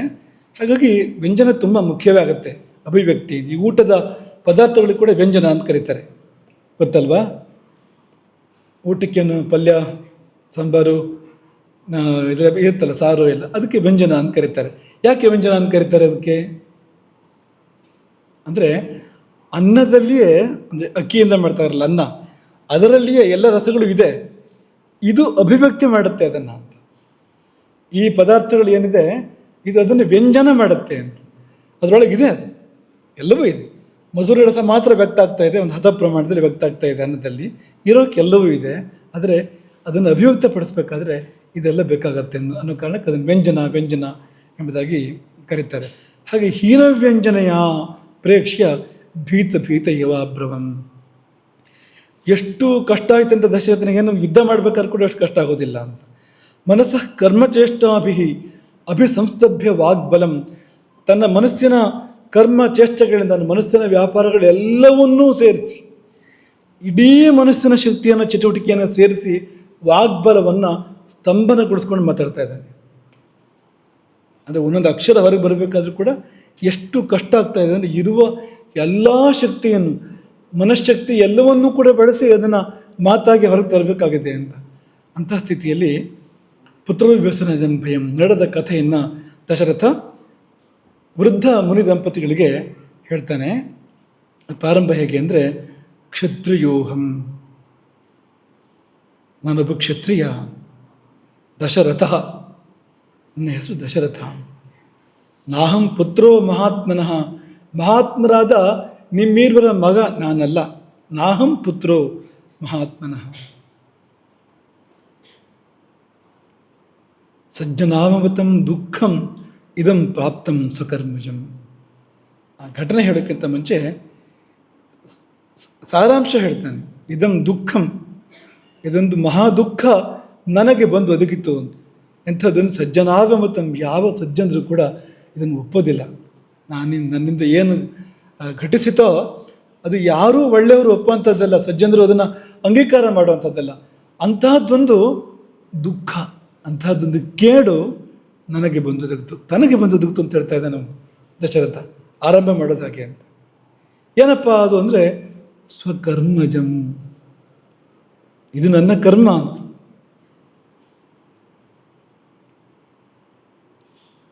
ಸಾವಧಾನವಾಗಿ ಇದನ್ನು ಗಮನಿಸಬೇಕು. ದಶರಥ ಏನು ಹೇಳ್ತಿದ್ದಾನೆ ಅಂದರೆ, ನಡೆದ ಘಟನೆ ಸ್ವಕರ್ಮಜ. ನಾವಿಲ್ಲಿ ತನಕ ಏನು ಭಾವಿಸ್ತಿದ್ವಿ, ಮುಂದಿನ ದುರಂತಕ್ಕೆ, ದಶರಥನ ಬದುಕಿನ ಕೊನೆಯಲ್ಲಾಗೋ ದುರಂತಕ್ಕೆ ಕಾರಣವಾಗುವ ಕರ್ಮ ಇದು ಅಂತ ನಾವು ಅಂದ್ಕೊಂಡಿದ್ದೇವಲ್ವಾ. ದಶರಥ ಹೇಳ್ತಾ ಇರೋದು ಬೇರೆ ಥರ. ಇದನ್ನೇ ದುಃಖ ಅಂತ ಹೇಳ್ತಾ ಇದ್ದಾರೆ ನಾವು. ಈಗೇನು ನಡೀತಾ ಇದೆ ಇದೇ ಮಹಾ ದುಃಖ ಅಂತ. ಇದಕ್ಕೆ ಕಾರಣವಾದ ಕರ್ಮ ಹಿಂದೆಲ್ಲೇ ಇದೆ ಅಂತ ದಶರಥ ಹೇಳ್ತಾ ಇದ್ದಾರೆ. ಇದನ್ನು ಗಮನಿಸಬೇಕು ಅಂತ, ಈ ಸೂಕ್ಷ್ಮವನ್ನು ಅಂತ. ಇದು ಕರ್ಮ ಹೌದು, ಆದರೆ ಕರ್ಮಜ ಕರ್ಮ ಅದು, ಕರ್ಮದಿಂದ ಬಂದ ಕರ್ಮ ಅಂತ. ಹಿಂದೆ ಮತ್ತೊಂದಿದೆ ಅಂತ, ಯಾವುದೋ ಅವ್ಯಕ್ತ ಅದು ಇದನ್ನು ಮಾಡಿಸಿದೆ ಅಂತ, ಈಗಿನ ಕರ್ಮವನ್ನು ಮಾಡಿಸಿದೆ ಅಂತ. ಕರ್ಮದ ಪಾಠಕ್ಕೆ ಇದು ತುಂಬ ಸೂಕ್ತವಾದ ದೃಷ್ಟಾಂತ. ಯಾಕೆ ಅಂದರೆ ಅಷ್ಟೆಲ್ಲ ಸೂಕ್ಷ್ಮಗಳು ಅಡಕವಾಗಿದ್ದಾವೆ ಇಲ್ಲಿ ಅಂತ. ಈಗ ದಶರಥನಿಗೆ ಮಳೆಗಾಲದ ರಾತ್ರಿ ಬೇಟೆ ಆಡೋಕ್ಕೆ ಹೋಗಬೇಕು ಅಂತ ಅನ್ನಿಸ್ಬೇಕು. ಅವನು ಸರಿಯೂ ನದಿಗೆ ಹೋಗಬೇಕು. ಅಲ್ಲಿ ಅವನಿಗೆ ಯಾವುದಾದ್ರೂ ಕ್ರೂರ ಪ್ರಾಣಿಯನ್ನು ಕೊಲ್ಲಬೇಕು ಅಂತ ಅನ್ನಿಸ್ಬೇಕು. ಆಮೇಲೆ ಆನೆಯನ್ನೂ ಕೊಲ್ಲುವಂಥ ಮನಸ್ಸು ಬರಬೇಕು ಅವನಿಗೆ. ನಿಷಿದ್ಧ ಅದು, ನಿಷಿದ್ಧ ಅದು. ಕಾಳಿದಾಸ ಹೇಳಿದಾನಲ್ಲ, ನೃಪತೇ ಪ್ರತಿಷಿದ್ಧಮೇವ ತತು. ದೊರೆಯಾದವನಿಗೆ ಅಥವಾ ಅರಸು ಮಕ್ಕಳಿಗೆ ಪ್ರತಿಷಿದ್ಧ ಅದು. ನೃಪತೇ ಪ್ರತಿಷಿದ್ಧಮೇವ ತತು. ಕೃತವಾನ್ ಪಂಕ್ತಿರಥೋ ವಿಲಂಘ್ಯಯತ್. ಪಂಕ್ತಿರಥ ದಶರಥ ಮಾಡಿಬಿಟ್ಟ ಆ ಕಾರ್ಯವನ್ನು. ವಿಲಂಘ್ಯ ಅಂತ, ಧರ್ಮ ಮರ್ಯಾದೆಯನ್ನು ಉಲ್ಲಂಘಿಸಿ. ಏನಪ್ಪ ಧರ್ಮ ಮರ್ಯಾದೆ ಅಂದರೆ ಕರಿವಧಂ ನ ಕುರ್ಯಾತ್, ಲಕ್ಷ್ಮೀಕಾಮ ಯುದ್ಧಾದನ್ಯತ್ರ ಕರಿವಧಂ ನ ಕುರ್ಯಾತ್. ಯಾರು ಲಕ್ಷ್ಮೀಕಾಮನೋ ಅಂಥ ದೊರೆಯಾದವನು ಯುದ್ಧದ ಹೊರತಾಗಿ ಬೇರೆ ಬೇರೆ ಕಡೆಯಲ್ಲಿ ಕರಿವಧೆಯನ್ನು, ಗಜವಧೆಯನ್ನು ಮಾಡಬಾರ್ದು ಎನ್ನುವುದು ಮರೆಯಿತ ದಶರಥನಿಗೆ, ಸೂರ್ಯವಂಶದ ಚಕ್ರವರ್ತಿಗೆ, ಅಜಮಹಾರಾಜನ ಮಗನಿಗೆ, ಅವನ ಹಿಂದೆ ಆದವರಲ್ಲಿ ಎಂತೆಂಥವರು ಅಂತ. ಅಂಥವನಿಗೆ ಸಗರ ಭಗೀರಥನಂಥವ್ರು, ಮಾಂಧಾತನಂಥವ್ರು, ಅಂಥ ವಂಶದಲ್ಲಿ ಹುಟ್ಟಿದವನಿಗೆ, ರಾಮನಿಗೆ ತಂದೆ ಆಗಬೇಕಾದವನಿಗೆ ಈ ಒಂದು ನಿಯಮ ಮರ್ತು ಹೋಯ್ತಾ ಅಂತ. ಮರೆತು ಹೋಯ್ತು ಒಂದು ಏನೋ ಬಂದು ಮರೆಸಿದೆ ಅದನ್ನು ಅಂತಲೇ ಅರ್ಥ ಅದಕ್ಕೆ ಅಂತ. ಯಾವುದೋ ಕರ್ಮ ಬಂದು ಮರೆ ಮಾಡಿದೆ ಅದನ್ನು ಆ ಸಮಯದಲ್ಲಿ ಅಂತಲೇ ಅರ್ಥ ಅದಕ್ಕೆ ಅಂತ. ಆಯಿತು, ಇವನು ನೀರು ಕುಡಿಯುವ ಪ್ರಾಣಿಗಳು ನೀರು ಕುಡಿತಕ್ಕಂಥ ಸ್ಥಳಕ್ಕೆ ಹೋಗಿ ಹುಂಚಾಕಿ ಕೂತಿದ್ದ ಅಲ್ದಕ್ಕಾಯ್ತಾ, ಅಲ್ಲಿಗೆ ಯಾಕೆ ಮಣಿಕುಮಾರ ಬರಬೇಕು ನೀರು ತಗೊಂಡು ಹೋಗೋದಕ್ಕೆ? ಅದು ಆ ಹೊತ್ತಿನಲ್ಲಿ ಅಪರರಾತ್ರ ಅಥವಾ ಬ್ರಾಹ್ಮ ಮುಹೂರ್ತ ಅಂತ ಹೇಳ್ಬೋದು ನಾವು ಅದನ್ನು. ಆ ಸಮಯದಲ್ಲಿ ಯಾಕೆ ಬರಬೇಕು ನೀರು ತಗೊಂಡು ಹೋಗೋದಕ್ಕೆ?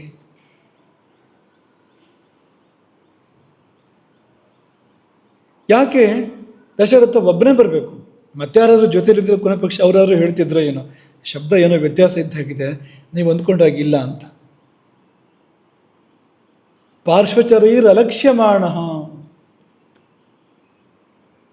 ಜೊತೆಗಿರಬೇಕಾದವರು ಅವರಿಗೆ ಕಾಣದಂತೆ ಬಂದಿದ್ದಾನೆ ದಶರಥ ಈ ಸ್ಥಳಕ್ಕೆ.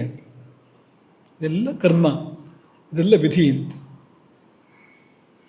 ಕೊಟ್ಟ ಕೊನೆಯಲ್ಲಿ ಗಡಿಗೆ ತುಂಬೋ ಶಬ್ದ, ಮಡಕೆ ತುಂಬುವ ಅಥವಾ ಕೊಡ ತುಂಬುವ ಶಬ್ದ ಅದು ತುಂಬ ಹೋಲಿಕೆ ಅಂತಲ್ಲ, ಆದರೂ ಅವನಿಗೆ ಆನೆ ಗೀಲಿಟ್ಟಂತೆ ಅಥವಾ ಆನೆಯ ಸದ್ದಿನಂತೆ ಕೇಳಿಬಿಟ್ಟಿದೆ ದಶರಥನಿಗೆ ಅಂತ.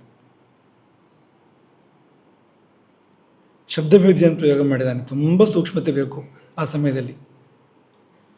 ಇದೆಲ್ಲ ಏನಪ್ಪ ಅಂದರೆ ಸ್ವಕರ್ಮಜಂ, ಹಿಂದೆ ಯಾವುದೊಂದು ಕರ್ಮ ಇದೆ ಅದು ಕೆಲಸ ಮಾಡ್ತಾ ಇದೆ, ಅದರಿಂದಾಗಿ ಹೀಗೆ. ಮಕ್ಕಳೇ, ಕರ್ಮ ಮರಿ ಹಾಕತ್ತೆ ಯಾವಾಗಲೂ, ನೆನ್ಪಿಟ್ಕೊಳ್ಳಿ ಇದನ್ನು. ನೀವು ಒಳ್ಳೆ ಕೆಲಸ ಮಾಡಿದರೆ ಅದು ಮತ್ತೆ ಇನ್ನೊಂದು ಒಳ್ಳೆ ಕೆಲಸಕ್ಕೆ ದಾರಿ ಮಾಡುತ್ತೆ. ಅದು ಕೆಟ್ಟ ಕೆಲಸ ಮಾಡಿದರೆ ಅಂಥದ್ದೇ ಬೇರೆ ಕೆಲಸಕ್ಕೆ ಅದು ದಾರಿ ಮಾಡುತ್ತೆ. ಕರ್ಮ ಮರಿ ಹಾಕತ್ತೆ ಯಾವಾಗಲೂ, ಮುಂದುವರಿಸುತ್ತೆ ಅದು ಅಂತ. ಮಹಾಭಾರತದ ಉದ್ಯೋಗ ಪರ್ವದಲ್ಲಿ ಪ್ರಜಾಗರ ಪರ್ವ ಅಂತ ಒಂದು ಉಪಪರ್ವ ಇದೆ. ಅಲ್ಲಿ ವಿದುರ ಹಿತವಾಕ್ಯ ಅಂತ, ವಿದುರನ ಹಿತೋಪದೇಶ ಧೃತರಾಷ್ಟ್ರನಿಗೆ ಮಾಡುವಂಥದ್ದು ಇದೆ. ಅಲ್ಲಿ 2 ಮಾತನ್ನು ವಿದುರ ಹೇಳಿದ್ದಾನೆ. ನಮಗೆಲ್ಲ ಜೀವನದಲ್ಲಿ ಜೀವನ ಹಿಡಿಬೇಕಾಗುವಂಥದ್ದು. ಕೂತ್ಕೊಳ್ಳಿ, ಸರಿಯಾಗಿ ಕೂತ್ಕೊಳ್ಳಿ ಎಲ್ಲರೂ ಕೂಡ. ಪಾಪಂ ಪ್ರಜ್ಞಾಂ ನಾಶಯತಿ ಕ್ರಿಯಮಾಣಂ ಪುನಃ ಪುನಃ. ನೀವು ಮತ್ತೆ ಮತ್ತೆ ಮಾಡಿದರೆ ಪಾಪ ಪ್ರಜ್ಞೆಯನ್ನು ನಾಶ ಮಾಡುತ್ತೆ, ಧರ್ಮ ಪ್ರಜ್ಞೆಯನ್ನು ನಾಶ ಮಾಡುತ್ತೆ, ವಿವೇಕವನ್ನು, ತಿಳುವಳಿಕೆಯನ್ನು ನಾಶ ಮಾಡುತ್ತೆ.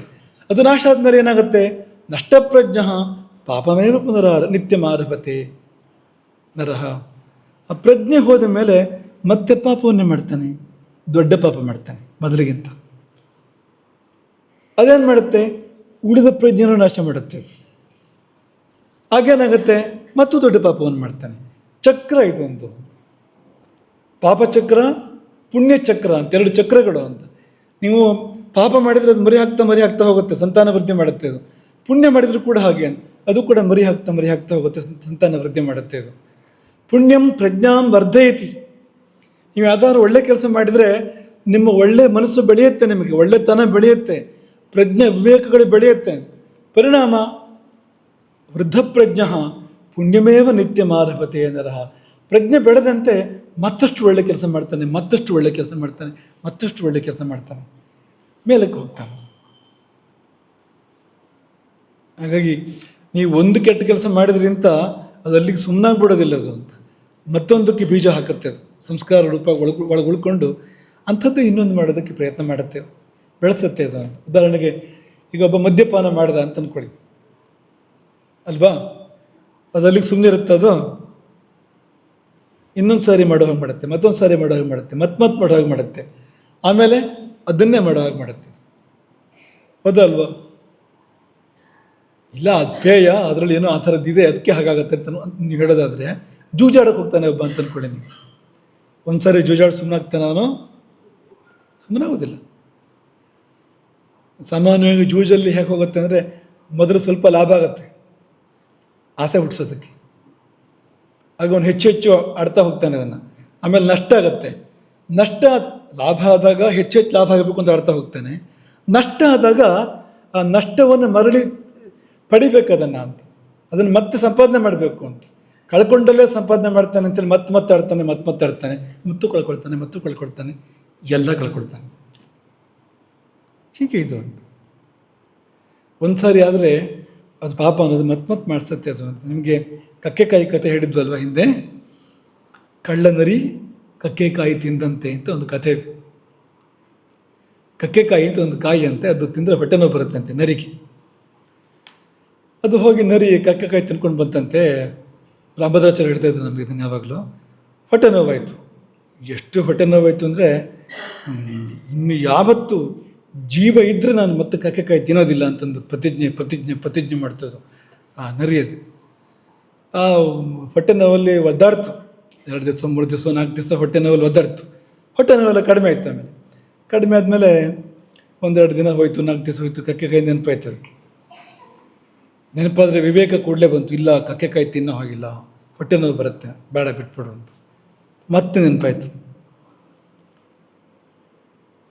ಒಂದು ಸಾರಿ ತಿಂದರೆ ಏನಾಗುತ್ತೆ. ಆವಾಗ ಜಾಸ್ತಿ ತಿಂದ್ಬಿಟ್ಟಿದ್ದೆ, ಅದಕ್ಕೆ ತೊಂದರೆ ಆಗಿತ್ತು. ಅಷ್ಟೆಲ್ಲ ತಿನ್ನೋದು ಬೇಡ, ಎಲ್ಲ ಇತಿಮಿತಿ ತಿಂದರೆ ಯಾವುದೂ ತೊಂದರೆ ಇಲ್ಲ. ಮದ್ಯದ ಬಗ್ಗೆ ಇದೇ ಮಾತನ್ನು ಹೇಳ್ತಾರೆ ಅವರು. ಇತಿಮಿತಿ ತಿಂದುಬಿಟ್ರೆ ಏನು ತೊಂದರೆ ಇಲ್ಲ ಅಂತ. ಸ್ವಲ್ಪ ತಿಂದರೆ ಆಯಿತು, ಬೇಡ ಅಪಾಯ, ಹೊಟ್ಟೆ ನೋವು ಬಂದುಬಿಟ್ರೆ ಅಂತ ಹೀಗೆಲ್ಲ ಹೊಯ್ದಾಡಿ ತೂಗಾಡಿ ಕೊನೆಗೆ ಒಂದು ತೀರ್ಮಾನಕ್ಕೆ ಬರುತ್ತೆ ಅಂತದ್ದು. ಇಲ್ಲ, ಹೀಗೆ ನೋಡ್ಕೊಂಡು ಬಂದ್ಬಿಡೋದು ಕಕ್ಕೆಕಾಯಿನ ಅಂತ, ತಿನ್ನೋದಲ್ಲ ಅಂತ. ನೋಡಿದ್ರೆ ಹೊಟ್ಟೆ ನೋವು ಬರುತ್ತೇನೋ, ಬರಲ್ವಲ್ಲ ಅಂತ ನೋಡೋದು ಕಕ್ಕೆಕಾಯಿನ. ನೋಡಿದಾಗ ಸ್ವಲ್ಪ ಪರಿಮಳ ತೊಗೊಂಡ್ರೆ ಅಂತ ಆಗತ್ತೆ ಅಂತ, ಕಕ್ಕೆಕಾಯಿದು ಅಂತ. ಪರಿಮಳದಿಂದ ಹೊಟ್ಟೆ ನೋವು ಬರೋದಿಲ್ಲ ಅಂತ ಹತ್ತಿರ ಹೋಯ್ತು. ಆಮೇಲೆ ಒಂದು ತಿಂದರೆ ಸ್ವಲ್ಪ ಕಚ್ಚಿ ರುಚಿ ನೋಡಿದರೆ ಅಷ್ಟಕ್ಕೆಲ್ಲ ಏನಾಗುತ್ತೆ ಅಂತ ಶುರುವಾಗಿದ್ದು, ಮೊದಲಿಗಿಂತ ಜಾಸ್ತಿ ಕಕ್ಕೆಕಾಯಿ ತಿಂದು ಇನ್ನೂ ಜಾಸ್ತಿ ಹೊಟ್ಟೆ ನೋವು ಬರುವಲ್ಲಿ ಮುಕ್ತಾಯ ಅದು. ಮತ್ತೆ ಪ್ರತಿಜ್ಞೆ, ಛೇ ಎಂಥವನು ನಾನು, ಮತ್ತೆ ಕಕ್ಕೆಕಾಯಿ ತಿಂದು ಹೊಟ್ಟೆ ನೋವು ಬರ್ಸ್ಕೊಂಡ್ಬಿಟ್ನಲ್ಲ, ಇನ್ನು ಮಾತ್ರ ಮಾಡೋದಿಲ್ಲ, ಇನ್ನು ಯಾವತ್ತೂ ಕಕ್ಕೆಕಾಯಿ ತಿನ್ನೋದಿಲ್ಲ, ಇನ್ನು ಯಾವತ್ತೂ ಐಸ್ ಕ್ರೀಮ್ ತಿನ್ನೋದಿಲ್ಲ ಅಂತ ಅಲ್ವಾ? ನಾವೆಲ್ಲ ಪ್ರತಿಜ್ಞೆ ಮಾಡ್ತೇವಲ್ಲ ಆ ಥರದ್ದೇ ಪ್ರತಿಜ್ಞೆಗಳನ್ನು. ನೀವು ನಿಮ್ಮನ್ನು ನೆನಪು ಮಾಡ್ಕೊಳ್ಳಿ. ನಾನು ನರಿದು ಕಕ್ಕೆಕಾಯಿ ಹೇಳಿದ್ವು, ನಿಮ್ಮದು ನೀವು ನೆನಪು ಮಾಡ್ಕೊಳ್ಳಿ ಯಾವ್ಯಾವುದು ಅಂತ. ಇನ್ನು ಮಾತ್ರ ಮಾಡೋದಿಲ್ಲ ಅಂತ. ಅದೆಷ್ಟು ದಿವಸ? ಹೊಟ್ಟೆ ನೋವು ಹೋಗೋವರೆಗೆ ಮಾತ್ರ ಅದು. ಹೊಟ್ಟೆ ನೋವು ಹೋಗ್ತಿರೋ ಹಾಗೆ ಮತ್ತೆ ಶುರುವಾಗುತ್ತೆ ನಿಧಾನಕ್ಕೆ ಅಂತ. ಆ ಕಡೆಗೆ ಕಾಲೆಳೆಯುತ್ತೆ ಮತ್ತೆ, ಯಾವ ಕಡೆ ಇದೆಯೋ ಆ ಕಡೆಗೆ ಅಂತ. ಅದೇನಪ್ಪ ಅಂದರೆ ಅದು ಕಕ್ಕೆಕಾಯಿ ಮಹಾತ್ಮೆ ಅದು ಅಂತ. ಒಂದು ಸಾರಿ ತಿಂದರೆ ಮತ್ತೊಂದು ಸಾರಿ ತಿಂದ ಹಾಗೆ ಮಾಡುತ್ತೆ ಅದು ಅಂತ ಅಲ್ವಾ? ಈ ದುರಸ್ತಿ ಅಂಗಡಿಯವನು ಮಹಿಮೆ ಇರುತ್ತೆ. ಒಂದು ಸಾರಿ ದುರಸ್ತಿ ಮಾಡಿದರೆ ಅವನು ಮತ್ತೆ ಬರೋ ಥರ ಮಾಡ್ತಾನೆ. ಅವನು ಮಾಡೇ ಕಳಿಸ್ಕೊಡ್ತಾನೆ, ಮತ್ತೆ ಹೋಗ್ತಾ ಇರಬೇಕಾಗತ್ತೆ ದುರಸ್ತಿ ಅಂಗಡಿಗೆ ಅಂತ. ಆ ಥರ ಮಾಡ್ತಾನೆ ಅವನು ಅಂತ. ಹಾಗಾಯ್ತು ಇದು ಅಂತ. ಹಾಗಾಗಿ ತುಂಬ ಜಾಗ್ರತೆ ಬೇಕು ನಮಗೆ. ಈ ಪಾಪಚಕ್ರದಲ್ಲಿ ಸಿಕ್ಕೋಬಾರದು ಅಂತ, ಅದನ್ನೇ ಮಾಡ್ತಾ ಹೋಗ್ಬಿಡ್ತೀವಿ ನಾವು ಅಂತ. ಸಿಕ್ಕೋಬಾರ್ದು ಯಾವುದೇ ಕಾರಣಕ್ಕೂ ಅಂತ. ಅಂಥವ್ರು ಸಹವಾಸನೂ ಮಾಡಬಾರ್ದು. ಯಾಕೆಂದರೆ ಇಲ್ಲ ಅನ್ಸುತ್ತೆ ನಮಗೂ ಹ್ಞೂ ಅಂತ ಅನಿಸಿದ್ರೆ, ಸರಿ ಅಂತ ಅನಿಸಿದ್ರೆ, ನಾವು ಒಂದು ಸರಿ ಮಾಡಿದರೆ ಮತ್ತು ನಾವು ಅದನ್ನೇ ಮಾಡ್ತಾ ಕೂತ್ಕೊಂಡ್ಬಿಡ್ತೀವಿ. ಬೇಡ ಅದು ಅಂತ. ಸಹವಾಸನೇ ಮಾಡಬಾರ್ದು ಅಂಥವ್ರದ್ದು ಯಾವತ್ತೂ ಕೂಡ ಅಂತ. ಕೊನೆಯಲ್ಲಿ ಈ ಘಟ್ಟ ಮುಗಿಸ್ಬೇಕಾದ್ರೆ ರಾಮನ ಒಂದು ವಾಣಿಯಲ್ಲಿ ಹೇಳಿ ಈ ಘಟ್ಟ ಮುಕ್ತಾಯ ಮಾಡಿ ಮುಂದಕ್ಕೆ ಹೋಗೋಣ. ರಾಮ ಕಾಡಿಗೆ ಹೋಗೋ ಸಂದರ್ಭದಲ್ಲಿ ಲಕ್ಷ್ಮಣನಿಗೆ ಹೇಳುವಂಥದ್ದು. ಲಕ್ಷ್ಮಣ ತುಂಬ ಬೇಸರ ಮಾಡ್ಕೊಂಡಿರ್ತಾನೆ, ಇಂಥ ಸ್ಥಿತಿ ಬಂತು ರಾಮನಿಗೆ ಅಂತ. ರಾಮ ಒಂದು ಮಾತನ್ನು ಹೇಳ್ತಾನೆ, ಇದು ಕರ್ಮ ಲಕ್ಷ್ಮಣ, ಬೇರೆ ಏನಲ್ಲ. ಕರ್ಮ ಅನ್ನೋದಕ್ಕೆ ಕುರುಹು ಏನು? ರಾಜ್ಯ ತಪ್ಪಿ ಕಾಡಿಗೆ ಹೋಗ್ಬೇಕಾಗಿ ಬಂತಲ್ಲ, ಕರ್ಮ ಅನ್ನೋದಕ್ಕೆ ಕುರುಹು ಏನು ಅಂದರೆ, ಕುರುಹನ್ನು ಹೇಳ್ತಾನೆ ರಾಮ. ಸಹಜವಾಗಿ ನಡೀತಾ ಇದ್ದ ಒಂದು ಘಟನೆ ಇದ್ದಕ್ಕಿದ್ದಂತೆ ಅಸ್ತವ್ಯಸ್ತವಾಗಿ ಅನಿರೀಕ್ಷಿತವಾಗಿ ಇನ್ನೇನೋ ಆಗುತ್ತಲ್ಲ, ಅದು ನಾನು ದೈವಸ್ಯ ಕರ್ಮ ತತ್ವ. ಅದಕ್ಕೆ ದೈವ ಅಂತ ಹೆಸರು. ದೈವ ಅಂದರೆ ಕರ್ಮವೇ, ಬೇರೆ ಏನೂ ಇಲ್ಲ. ನಾನು ದೈವಸ್ಯ ಕರ್ಮ ತತ್ವ. ಸಹಜವಾಗಿ ಹೋಗ್ತಾ ಇದ್ದಿದ್ದು ಇದ್ದಕ್ಕಿದ್ದಾಗೆ ಗತಿಯನ್ನು ಬದಲಾಯಿಸಿ ನಿರೀಕ್ಷೆ ಇಲ್ಲದೆ ಇರ್ತಕ್ಕಂಥ ಏನೋ ಒಂದು ಘಟನೆ ನಡೆದೋಗುತ್ತಲ್ಲ, ಏನದು? ಅದೇ ಅದು ಯಾವುದೋ ಕರ್ಮ ಫಲ ಕೊಡೋಕ್ಕೆ ಬಂದು ನಿಂತಿದೆ ಅಂತ, ಅದು ಕೆಲಸ ಮಾಡ್ತಾ ಇದೆ ಅದು. ಅದು ಯಾರನ್ನೂ ಕೇಳೋದಿಲ್ಲ, ಯಾರು ಅಡ್ಡ ಬಂದರೂ ಕೂಡ ಅದು ಸುಮ್ಮನಾಗೋದಿಲ್ಲ ಅಂತ, ತಟಸ್ಥ ಆಗೋದಿಲ್ಲ ಅಂತ, ಎಲ್ಲವನ್ನೂ ಆ ಕಡೆ ಈ ಕಡೆ ಸರಿಸಿ ತನ್ನ ಕೆಲಸ ತಾನು ಮಾಡಿಯೇ ಸಿದ್ಧ ಅದು. ಅದರ ಕುರುಹು ಅದು ಅಂತ. ಅಸಂಕಲ್ಪಿತ ಮೇವೇಹ ಯದ್ ಅಕಸ್ಮಾತ್ ಪ್ರವರ್ತತೆ. ಈ ಶ್ಲೋಕ ಚೆನ್ನಾಗಿ ನೆನ್ಪಿಟ್ಕೊಳ್ಳಿ, ರಾಮನ ವಾಣಿ ಇದು. ನಿವರ್ತ್ಯಾರಂಭ ಮಾರಬ್ಧಂ ನಾನು ದೈವಸ್ಥ್ಯ ಕರ್ಮತದು. ಅಸಂಕಲ್ಪಿತ ಮೇವೇಹ, ನಾವು ಸಂಕಲ್ಪ ಮಾಡಿಲ್ಲ. ಈ ರಾಮ ಕಾಡಿಗೆ ಹೋಗ್ಬೇಕು ಅಂತ ಸಂಕಲ್ಪ ಮಾಡಿದ್ನಾ ಅಂದರೆ ಒಳಗೆ ಮಾಡಿರ್ಬೋದು, ಅದು ಬೇರೆ ವಿಷಯ. ಸ್ಥೂಲವಾಗಿ ನೋಡಿದರೆ ಇಲ್ಲ, ಆ ಕಲ್ಪನೆ ಯಾರಿಗೂ ಇಲ್ಲ. ಅಸಂಕಲ್ಪಿತ ಮೇವೇಹ. ಇದೇ ಪ್ರಕರಣಕ್ಕೆ ಬಂದರೆ, ಈಗ ಮುನಿಕುಮಾರನ ವಧೆ ಮಾಡಬೇಕು ಅಂತ ದಶರಥ ಸಂಕಲ್ಪ ಮಾಡಿದ್ನಾ? ಅಸಂಕಲ್ಪಿತ ಮೇವೇಹ, ಸಂಕಲ್ಪ ಇಲ್ಲ, ಉದ್ದೇಶ ಇಲ್ಲ. ಅದು ಅಕಸ್ಮಾತ್ ಪ್ರವರ್ತತೆ, ಕಾರಣ ಇಲ್ಲದೆ ಯಾವ ಘಟನೆ ನಡೆದೋಗುತ್ತೆ. ಯೋಚನೆ ಮಾಡಿದರೆ ಸರಿಯಾದ ಕಾರಣವೇ ಇಲ್ಲ. ಹಾಗ್ಯಾಕೆ ಆಗಬೇಕದು? ದಶರಥ ಯಾಕೆ ಆನೆಯನ್ನು ಕೊಲ್ಲಬೇಕು ಬೇಟೆಯಾಡಬೇಕಾದ್ರೆ? ಅಜಾಗೃತಿಯಿಂದ ಮುನಿಕುಮಾರನ ವಧಿಯನ್ನು ದಶರಥ ಯಾಕೆ ಮಾಡಬೇಕು? ಅದು ಅಕಸ್ಮಾತ್ ಪ್ರವರ್ತತೆ, ಸರಿಯಾದ ಕಾರಣವೇ ಇಲ್ಲ ಅದಕ್ಕೆ ಅನ್ನೋ ಹಾಗೆ ಅದು ನಡೆಯುತ್ತೆ. ನಿವರ್ತ್ಯಾರಂಭ ಆರಬ್ಧಂ, ಏನೋ ಒಂದು ಪ್ರಕ್ರಿಯೆ ಆರಂಭ ಆಗಿದೆ, ನಡೀತಾ ಇದೆ, ಅದನ್ನು ಹಿಂದಕ್ಕೆ ಸರಿಸಿ ಒತ್ತಟ್ಟಿಗೆ ತಳ್ಳಿ ಅದನ್ನು ಇದು ಮುಂದಕ್ಕೆ ಬರುತ್ತೆ. ಇನ್ನೊಂದು ಘಟನಾವಳಿ ಎದುರಿಗೆ ಬಂದು ನಿಲ್ಲುತ್ತದೆ. ಏನದು ಅಂದರೆ, ನಾನು ದೈವಸ್ಥೆ ಕರ್ಮ ತತ್ವ, ದೈವದ ಕರ್ಮ ಅದು. ಅಲ್ಲಿ ನಮ್ಮ ಹೋರಾಟಕ್ಕೆ ದೊಡ್ಡ ಅರ್ಥ ಏನೂ ಇಲ್ಲ. ಗಟ್ಟಿ ಮನಸ್ಸು ಮಾಡೋದೇ ದಾರಿ ಹೊರತು ಬೇರೆ ಏನೂ ಇಲ್ಲ. ವಿವೇಕ, ಗಟ್ಟಿ ಮನಸ್ಸು ಇದೇ ದಾರಿಯಲ್ಲಿ. ಹಾಗಾಗಿ ಆ ರಾಮನ ವಾಣಿ ಜೀವನದಲ್ಲಿ ಯಾವಾಗಲೂ ಪ್ರಸ್ತುತ, ಸದಾಕಾಲವೂ ಕೂಡ ಆ ವಾಣಿ ಪ್ರಸ್ತುತ. ಇದಂಥದ್ದೇ ಒಂದು ಸಂದರ್ಭ. ಮೇಲಾಗಿ ಒಂದು ಮಹಾಸಂಕಲ್ಪ ಇದೆ, ಅಲ್ಲೊಂದು ರಾಮಾಯಣ ನಡಿಬೇಕಾಗಿದೆ. ರಾಮ ಕಾಡಿಗೆ ಹೋಗಬೇಕಾಗಿದೆ, ತಕ್ಕಂತೆ ಎಲ್ಲ ಘಟನಾವಳಿಗಳು ನಡಿಬೇಕು. ಹಾಗಾಗಿ ಎಲ್ಲ ಅಂಥದ್ದು ಕರ್ಮ ಇರೋರೆಲ್ಲ ಬಂದು ಸೇರ್ಕೊಳ್ತಾರೆ, ಅಲ್ಲಿ ಅಂತ ಕರ್ಮಗಳೆಲ್ಲ ಬಂದು ಸೇರ್ಕೊಳ್ತವೆ ಅಂತ. ಆ ಮಹಾಸಂಕಲ್ಪದ ಅಂಗವಾಗಿ ದಶರಥನಿಗೆ ಇಷ್ಟ ಆಗಲೇಬೇಕು, ಆಗೋದು ಅನಿವಾರ್ಯ. ಹಾಗಾಗಿ ಒಂದು ಪ್ರಶ್ನೆ ಯಾರಾದ್ರು ಕೇಳೋದಾದರೆ, ತಿಳಿದೇ ಮಾಡಿದ ಅಪರಾಧಕ್ಕೆ ಇಷ್ಟು ದೊಡ್ಡ ಶಿಕ್ಷೆಯ ಅಂತ ಯಾರಾದರೂ ಕೇಳೋದಾದರೆ ಅದಕ್ಕೆ ಉತ್ತರ ಇದು ಅಂತ. ಯಾರೋ ಯಾವಾಗಾದ್ರೂ ನೀವು ಕೇಳೋರಿದ್ರು ಏನೋ ಗೊತ್ತಿಲ್ಲ, ಈಗಲೇ ಉತ್ತರ ಹೇಳ್ಬಿಡ್ತೀನಿ ನಿಮಗೆ ಅದನ್ನು. ಈಗ ಹೌದಪ್ಪ, ಈ ಈ ಮುನಿಕುಮಾರನ ವಿಷಯದಲ್ಲಿ ತಿಳಿದು ಮಾಡಿದ್ದಲ್ಲ ದಶರಥ, ಅದು ಹಿಂದೆ ಮತ್ತೊಂದು ಕರ್ಮ ಇದೆ, ಅದೇ ಫಲ ಕೊಡೋಕ್ಕಿರೋಂಥದ್ದು. ಈಗ ಮುಂದೆ ದಶರಥನಿಗೆ ಏನಾಯಿತೋ ಆ ಫಲ ಕೊಡೋಕ್ಕಿರೋಂಥ ಕರ್ಮ ಹಿಂದ್ಗಡೆಗಿದೆ. ಅದು ಶಾಪ ಬರೆಸ್ಬೇಕಾಗಿದೆ ಅದಕ್ಕೆ ಅಂತ. ಇದೊಂದು ಶಾಪ ಬಂದು ಇದೊಂದು ಅನಾಹುತ ಆಗಬೇಕಾಗಿದೆ ಅದಕ್ಕೆ ಅಂತ, ಅದನ್ನು ಏರ್ಪಡಿಸಿದೆ ಅದು ಅಂತ. ಅದು ಉತ್ತರ ಅದಕ್ಕೆ. ದಶರಥ ವೃದ್ಧ ಮುನಿಗಳಿಗೆ, ಮುನಿ ದಂಪತಿಗಳಿಗೆ ನಡೆದದ್ದನ್ನು ಹೇಳ್ತಾ ಇರ್ತಾನೆ. ಭಗವನ್ ಚಾಪಹಸ್ತೋಹಂ ಸರಯೂ ತೀರಮಾಗತಃ. ಧನುಸ್ಸನ್ನು ಹಿಡಿದು ನಾನು ಸರಿಯೂ ತೀರಕ್ಕೆ ಬಂದೆ. ಉದ್ದೇಶ ಏನು ಅಂದರೆ, ಜುಘಾಂಸುಹು, ಕೊಲ್ಲ ಬಯಸಿದೆ. ಏನಪ್ಪ ಅಂದರೆ, ಶ್ವಾಪದಂ ಕಂಚಿತು ನಿಪಾನೆ ಜಾಗತಂ ಗಜಂ. ನಿಪಾನೆ, ನೀರು ಕುಡಿಯುವ ಸ್ಥಳದಲ್ಲಿ ಬರಲಿಕ್ಕಿರುವಂಥ ಬರೋ ಸಂಭವ ಇರತಕ್ಕಂಥ ಯಾವುದಾದ್ರು ಶ್ವಾಪದ ಅಂದರೆ ಕ್ರೂರ ಪ್ರಾಣಿ, ಶ್ವಾಪದ ಅಂತ ಕರೀತಾರೆ ಅದನ್ನು, ಅಂಥದ್ದನ್ನು ಕೊಲ್ಲ ಬಯಸಿದೆ. ಬಹುತೇಕ ಗಜಂ, ಆನೆಯನ್ನು ಕೊಲ್ಲಬೇಕು ಅಂತ ಅಂದ್ಕೊಂಡೆ. ಆಗ ನನಗೆ ಶಬ್ದ ಕೇಳಿಸ್ತು. ತತ್ರ ಶ್ರುತೋ ಮಯಾ ಶಬ್ದ ಕೇಳಿಸ್ತು ನನಗೆ. ನಿಜವಾಗಿ ಯಾವ ಶಬ್ದ ಆಗಿತ್ತು? ಜಲೇ ಕುಂಭಸ್ಯ ಪೂರ್ಯತಃ, ನೀರಿನಲ್ಲಿ ಕೊಡ ಮುಳುಗಿ ನೀರು ತುಂಬಿಕೊಳ್ತಾ ಇದೆ, ಆ ಶಬ್ದ ಕೇಳ್ತಾ ಇದೆ ಅದು ಅಂತ ತಿಳ್ಕೊಂಡಿದ್ದೇನು? ದ್ವಿಪೋಜಮಿತಿ ಮತ್ವಾಯಂ, ದ್ವಿಪ ಆನೆ ಎಂಬುದಾಗಿ ತಿಳ್ಕೊಂಡು ಬಾಣಪ್ರಯೋಗ ಮಾಡಿದರೆ ಮುನಿಕುಮಾರನೊಬ್ಬ ಸತ್ತು ಬಿದ್ದ. ಅವನಿಗೆ ಬಿತ್ತು ಬಾಣ ಅದು ಅಂತ. ಇನ್ನು ಸತ್ತಿಲ್ಲ, ಬಾಣ ಬಿತ್ತು ಅವನಿಗೆ. ಆಮೇಲೆ ನಾನು ನದಿ ತೀರಕ್ಕೆ ಹೋಗಿ ಆತನ ಬಳಿ ಹೋಗಿ ನೋಡಿದರೆ ಒಬ್ಬ ಮುನಿಕುಮಾರನಾಗಿದ್ದ, ತಾಪಸನಾಗಿದ್ದ ಅವನು. ಅವನ ಒತ್ತಾಯದ ಮೇರೆಗೆ ಬಾಣವನ್ನು ನಾನು ಕಿತ್ತು ತೆಗಿಬೇಕಾಯಿತು. ಅನಿವಾರ್ಯವಾಗಿ ಕಿತ್ತು ತೆಗೆದಾಗ ಅವನಿಗೆ ಪ್ರಾಣ ಹೋಯಿತು. ಅದೇ ಪ್ರಾಣ ಹೋಗೋದಕ್ಕಿಂತ ಮುಂಚೆ ಆತ ವಿಲೇಪಿಸಿದ್ದು ನಿಮ್ಮಿಬ್ಬರ ಕುರಿತಾಗಿ. ಭವಂತವು ಪಿತರವು ಶೋಚನ್ ಅಂಧಾವಿತಿ ವಿಲಪ್ಯಚ. ತಂದೆ ತಾಯಿಗಳು ಕಣ್ಣಿಲ್ಲದವರು, ಕಾಲಿಲ್ಲದವರು, ಅವರ ಕುರಿತಾಗಿ ಶೋಕಿಸುತ್ತಾ ದುಃಖಿಸುತ್ತಾ ವಿಲಪಿಸುತ್ತಾ ಆತ ಪ್ರಾಣತ್ಯಾಗ ಮಾಡಿದ. ಹೀಗೆ ಅಜ್ಞಾನಾತ್ ಅರಿಯದೆ ನಿಮ್ಮ ಮಗನನ್ನು ನಾನು ಕೊಂದೆ.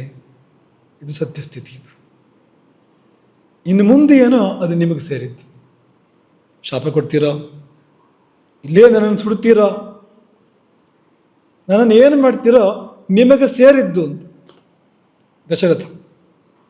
ಶೇಷಮೇವಂಗತೆ ಸ್ಯಾತ್ ತತ್ ಶೇಷಮೇವಂಗತೆ ಯತ್ ಸ್ಯಾತ್ ತತ್ ಪ್ರಸೀದತು ಮೇ ಮುನಿಹಿ. ಈ ಭಾಷೆಗೆ ಅರ್ಥ ಹಾಗೆ, ತತ್ ಪ್ರಸೀದತು ಮೇ ಮುನಿಹಿ.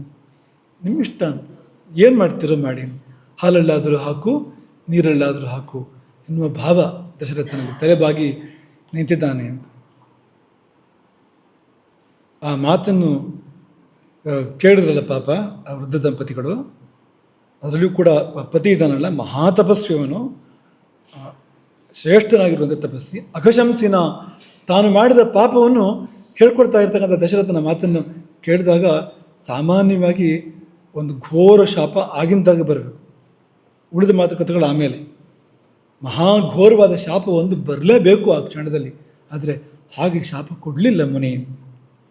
ನಾಶಕತ್ ಕೊಡಲಾಗಲಿಲ್ಲ ಮುನಿಗೆ ಶಾಪವನ್ನು ಕೊಡಲಿಕ್ಕೆ. ತೀವ್ರ ಮಾಯಾಸಂ, ತೀವ್ರವಾದ ವಿಧ್ವಂಸಕ ಶಾಪ ಅಂತ ವ್ಯಾಖ್ಯಾನಕಾರರು ಹಾಗೆ ಹೇಳಿದ್ದಾರೆ. ಅದು ಕುಲವಿಧ್ವಂಸಕವಾದ ಅಥವಾ ರಾಜ್ಯ ವಿಧ್ವಂಸಕವಾದ ಅಥವಾ ದಶರಥನ ಜೀವಿತ ವಿಧ್ವಂಸಕವಾದ ಶಾಪವನ್ನು ಕೊಡಲಿಕ್ಕೆ ಭಗವಾನ್ ಋಷಿ, ಆ ಭಗವಂತ ಋಷಿಗೆ ಸಾಧ್ಯ ಆಗಲಿಲ್ಲ. ಯಾಕೆ ಸಾಧ್ಯ ಆಗಲಿಲ್ಲ ಅಂದರೆ ಅಂಥ ಮಹಾ ದುಃಖದ ಸಂದರ್ಭದಲ್ಲಿಯೂ ಆ ಮುನಿಯ ವಿವೇಕ ಕೆಲಸ ಮಾಡ್ತಾ ಇತ್ತು ಅಂತ. ಏನಪ್ಪ ವಿವೇಕ ಅಂದರೆ ತಿಳಿಯದೆ ಮಾಡಿದ್ದು, ಬೇಕು ಅಂತ ಮಾಡಿದ್ದಲ್ಲ ಅಂತ. ಪರಮಧರ್ಮಜ್ಞ ಎನ್ನುವುದನ್ನು ಈ ಘಟ್ಟ ತೋರಿಸುತ್ತೆ ಅಂತ.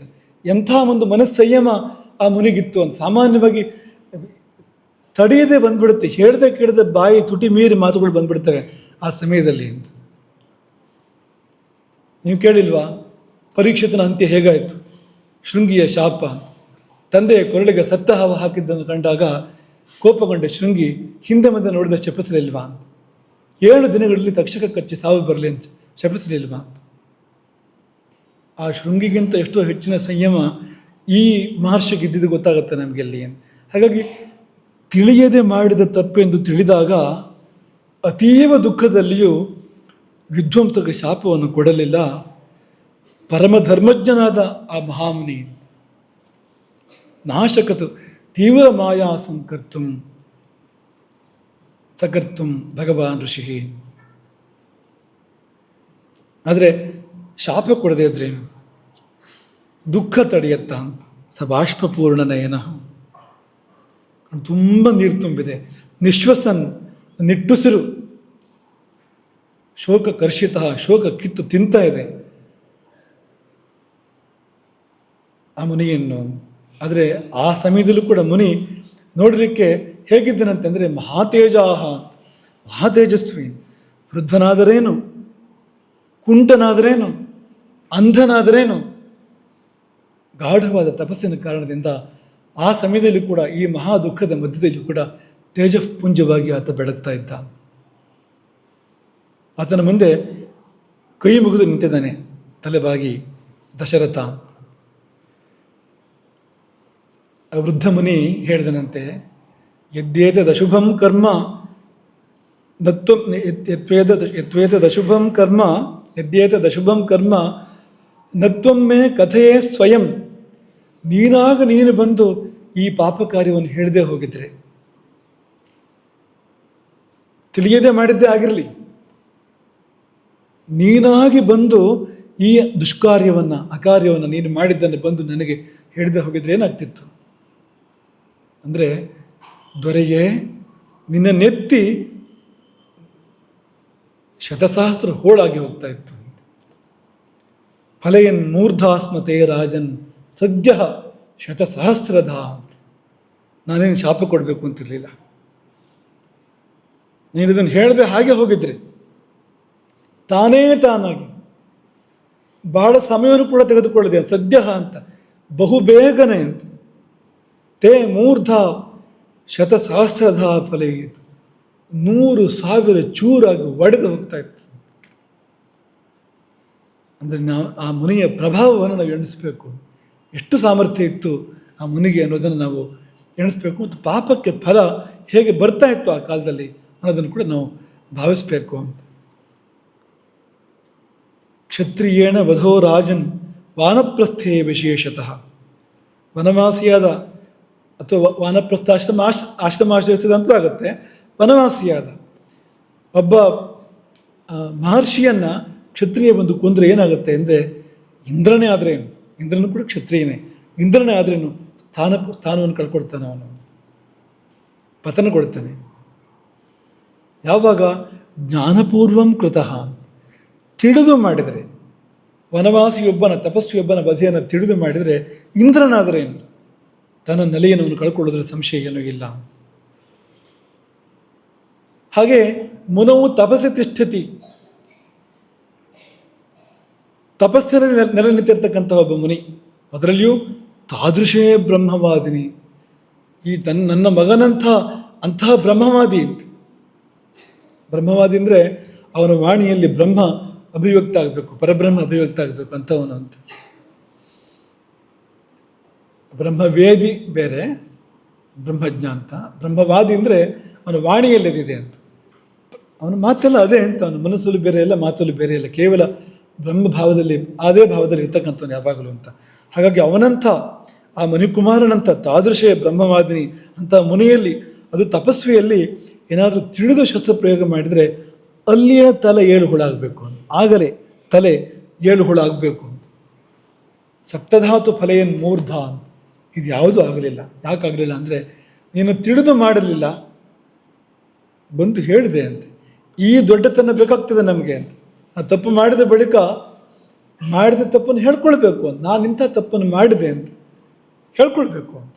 ಹೇಳ್ಕೊಂಡ್ರೆ ಪಾಪದ ಭಾರ ಎಷ್ಟೋ ಹಿಡಿದು ಹೋಗುತ್ತೆ, ತಾನಾಗಿ ಅದು ಹಿಡಿದು ಹೋಗುತ್ತೆ ಅಂತ. ಹಾಗಾಗಿ ಈ ದಶರಥ ಮಾಡಿದ ಘೋರ ಪಾಪದ ಪರಿಣಾಮ ಭಾಳಷ್ಟು ಮಟ್ಟಿಗೆ ತಗ್ಗಿತು. ಯಾಕೆಂದರೆ ಒಂದು ತಿಳಿಯದೆ ಮಾಡಿದ್ದು, ಇನ್ನೊಂದು ಬಂದು ಹೇಳಬೇಕಾದಲ್ಲಿ ಅದನ್ನು ಹೇಳ್ಕೊಂಡಾಗಲೇ ಪಾಪ ಇಳಿತದೆ. ಧರ್ಮ ಕ್ಷರತಿ ಕೀರ್ತನ ಅಂತ ಹೇಳ್ಕೊಂಡಿದ್ರಿಂದ ಧರ್ಮ ಅಂದರೆ ಪುಣ್ಯ ರೂಪವಾಗಿರುವಂಥದ್ದು ಎರಡೂ ಕೂಡ ಅದು ತಗ್ಗತ್ತೆ ಅಂತ. ಇದರಿಂದಲೇ ಗೊತ್ತಾಗುತ್ತೆ ನಮಗೇನು ಅಂದರೆ, ಅವನು ಎಂಥ ಬ್ರಹ್ಮವಾದಿಯಾಗಿದ್ದ ಮಣಿಕುಮಾರ ಅನ್ನೋದು ಗೊತ್ತಾಗತ್ತೆ ನಮಗೆ ಅಂತ. ಅಜ್ಞಾನಾಧಿಕೃತಂ, ತಿಳಿಯದೇ ಮಾಡಿದ್ದೇನೆ ಅದನ್ನು, ಹಾಗಾಗಿ ಜೀವಸಿ ತೇನೈಮ ಜೀವಸಿ, ಬದುಕಿದ್ಯಾ ಹಾಗಾಗಿ ನೀನು ಅಂತ, ಇಲ್ಲದೆ ಬದುಕ್ತಾ ಇರಲಿಲ್ಲ ನೀನು ಅಂತ. ಅಪಿಹ್ಯದ್ಯ ಕುಲಂ ನ ಸ್ಯಾತ್, ಬಂದು ಹೇಳದೆ ಹೋಗಿದ್ರೆ ಏನಾಗ್ತಿತ್ತು ಅಂದರೆ, ಇಕ್ಷ್ವಾಕೂಣಾಂ ಕುಲಂ ನ ಸ್ಯಾತ್, ಇಕ್ಷ್ವಾಕು ಕುಲವೇ ಉಳಿತಾ ಇರಲಿಲ್ಲ, ಸಂಪೂರ್ಣ ಇಕ್ಷ್ವಾಕು ಕುಲವೇ ನಾಶವಾಗಿ ಹೋಗ್ತಾ ಇತ್ತು ಎನ್ನುವಾಗ ಆ ಕಾಲದ ತಪಸ್ಸುಗಳ ಪ್ರತಾಪವನ್ನು ನಾವು ಗಮನಿಸಬೇಕು. ಮತ್ತು ಒಬ್ಬ ವ್ಯಕ್ತಿಯ ಮಹಾಪಚಾರದಿಂದ ಹೇಗೆ ವಂಶವೇ ನಾಶ ಆಗುತ್ತೆ. ಈಗ ಎಷ್ಟೋ ಜನ ಇವತ್ತಿನ ಕಾಲದಲ್ಲಿ ನನ್ನ ಸ್ವಾತಂತ್ರ್ಯ, ನಾನು ನಿಷ್ಠ, ನಾನು ಮಾಡ್ತೀನಿ ಏನೀಗ ಅಂತ ಹೇಳ್ತಾ ಇರ್ತಾರೆ. ಹಾಗೆಲ್ಲ ಅಲ್ಲ. ನಾವೇನು ಮಾಡ್ತೇವೋ ಅದರ ಪರಿಣಾಮಗಳು ಪಿತೃಪಿತಾಮಹರ ಮೇಲಿದೆ, ಪುತ್ರ ಪೌತ್ರರ ಮೇಲೆ ಕೂಡ ಇದೆ. ನಮ್ಮ ಕಾರಣಕ್ಕೆ ಪುಣ್ಯಲೋಕಗಳಿಗೆ ಹೋದವರು ಕೂಡ ಪತನಗೊಳ್ಬೋದು. ನಾವು ಮಾಡಿದ ಪಾಪದಿಂದಾಗಿ, ದುಷ್ಕಾರ್ಯಗಳಿಂದಾಗಿ ನಮ್ಮ ಪಿತೃಗಳು ನರಕಕ್ಕೆ ಬಿಡ್ಬೋದು. ಆ ಪಾಪವೂ ನಮಗೆ ಬರುತ್ತೆ ಜೊತೆಯಲ್ಲಿ. ಹಾಗಾಗಿ ಯಾವೊಬ್ಬ ವ್ಯಕ್ತಿಯೂ ಕೂಡ ಅಂಥ ಸ್ವತಂತ್ರ ಅಂತ ಯಾರೂ ಇಲ್ಲ, ಯಾರಿಗೂ ಪಾಪ ಮಾಡೋ ಹಕ್ಕಿಲ್ಲ. ಹಾಗಾಗಿ ನಮ್ಮ ವಂಶನೊಬ್ಬ ಪಾಪ ಮಾಡ್ತಾ ಇದ್ದರೆ ನಮಗದನ್ನು ಹೋಗಿ ನಿಲ್ಲಿಸೋ ಹಕ್ಕಿದೆ, ಮಾಡಬೇಡ ಇದನ್ನು ಅಂತ. ವಿಭೀಷಣ ಸದಾ ಕಾಲೂ ಪ್ರಯತ್ನ ಮಾಡ್ತಾ ಇದ್ದ ಅಲ್ವಾ, ರಾವಣನ ಪಾಪಗಳನ್ನು ತಡೀಲಿಕ್ಕೆ ಎಷ್ಟು ಪ್ರಯತ್ನ ಮಾಡ್ತಾ ಇದ್ದ. ಅಲ್ಲೇ ಹೇಳ್ತಾ ಇದ್ದ ಅವನು, ತಪ್ಪು ಮಾಡಿದ್ದ ನೀನು ಅಂತ, ಕೈಲಾಗೋದನ್ನೆಲ್ಲ ಮಾಡ್ತಾ ಇದ್ದ. ಯಾಕೆ ಅಂದರೆ ವಂಶದವರು ಎಲ್ಲರೂ ಕೂಡ ಹೊಣೆಗಾರರಾಗ್ತಾರೆ. ಯಾರೇ ಒಬ್ಬ ಪಾಪ ಮಾಡಿದ್ರು ಕೂಡ ಎಲ್ಲರೂ ಹೊಣೆಗಾರರಾಗ್ತಾರೆ, ಎಲ್ರಿಗೂ ಪಾಪದಲ್ಲಿ ಪಾಲಿದೆ. ವಂಶ ವೃಕ್ಷ ಅದು ಒಂದೇ, ಅದು ಜೀವ ಒಂದೇ ಅಲ್ವಾ ಇಡೀ ವೃಕ್ಷಕ್ಕೆ, ಹಾಗೆ ಅದು ಅಂತ. ಹೋಗಲಿ, ನನ್ನನ್ನು ಕರ್ಕೊಂಡು ಹೋಗೋ ಮಗ ಇರುವಲ್ಲಿಗೆ ಎಂಬುದಾಗಿ ಆ ತಂದೆ ತಾಯಿಗಳು ಕೇಳ್ಕೊಳ್ತಾರೆ ದಶರಥನನ್ನು. ಕೊನೆಯ ಬಾರಿಗೆ ನೋಡಿಬಿಡ್ತೇವೆ ಮಗನನ್ನು. ನೋಡೋದಂದ್ರೇನು? ಮುಟ್ಟಿ ನೋಡೋದು. ಈ ನೋಡುವಿಕೆ ಅನ್ನೋದು ಕಣ್ಣಿಗೆ ಸೀಮಿತ ಅಲ್ಲ, ಮುಟ್ಟಿ ನೋಡು ಅಂತ ಹೇಳೋದಿಲ್ವಾ? ಮಾತಾಡಿಸಿ ನೋಡು, ಮುಟ್ಟಿ ನೋಡು, ನೆಕ್ಕಿ ನೋಡು. ನೋಡೋಕೆ ಕಣ್ಣು ಅದು. ರಂಭದ ಚರಿದ ಪ್ರಶ್ನೆ ಯಾವಾಗಲೂ ಕೇಳ್ತಾ ಇದ್ರು ನಮಗೆ. ನೆಕ್ಕಿ ನೋಡು ಅಂತ ನಕ್ಕೆ ನನ್ನ ಕಣ್ಣ ಅಂತ ಕೇಳ್ತಿದ್ರು. ಕೇಳಿ ನೋಡು ಒಂದು ಕಿವಿಗೆ ನನ್ನ ಕಣ್ಣಿದೆಯಾ ಅಂದರೆ ಈ ನೋಡುವಿಕೆ ಅನ್ನೋದು ಪ್ರಧಾನವಾಗಿ ಕಣ್ಣಿಗಿದೆ ಅದು.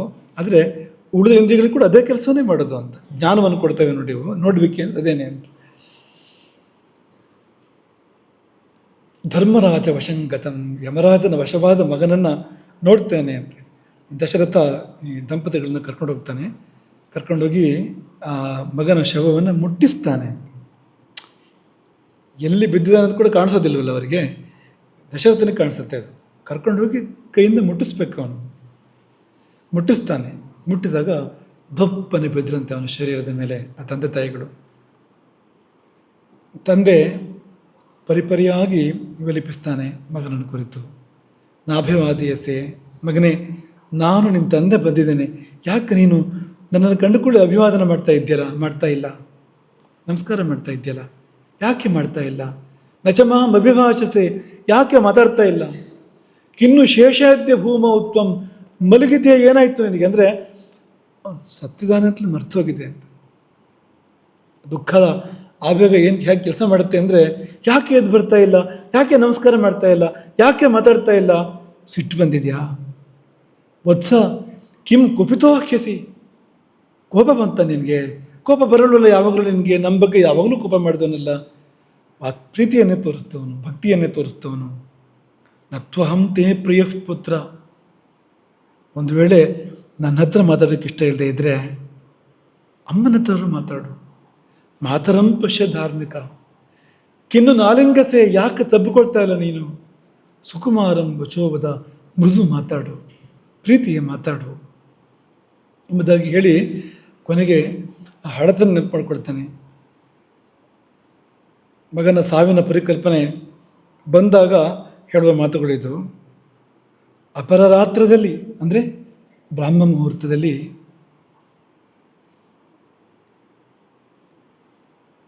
ಹೃದಯಂಗಮವಾಗಿ ಮಧುರವಾಗಿ ಶಾಸ್ತ್ರವನ್ನು ಇನ್ನೇನೋ ಒಳ್ಳೆಯ ಕೃತಿಯನ್ನು ಅಧ್ಯಯನ ಮಾಡುವಂಥ ಆ ಒಂದು ಮಧುರ ಧ್ವನಿಯನ್ನು ನಾನಿನ್ನು ಎಲ್ಲಿ ಕೇಳಲಿ, ಯಾವಾಗ ಕೇಳಲಿ?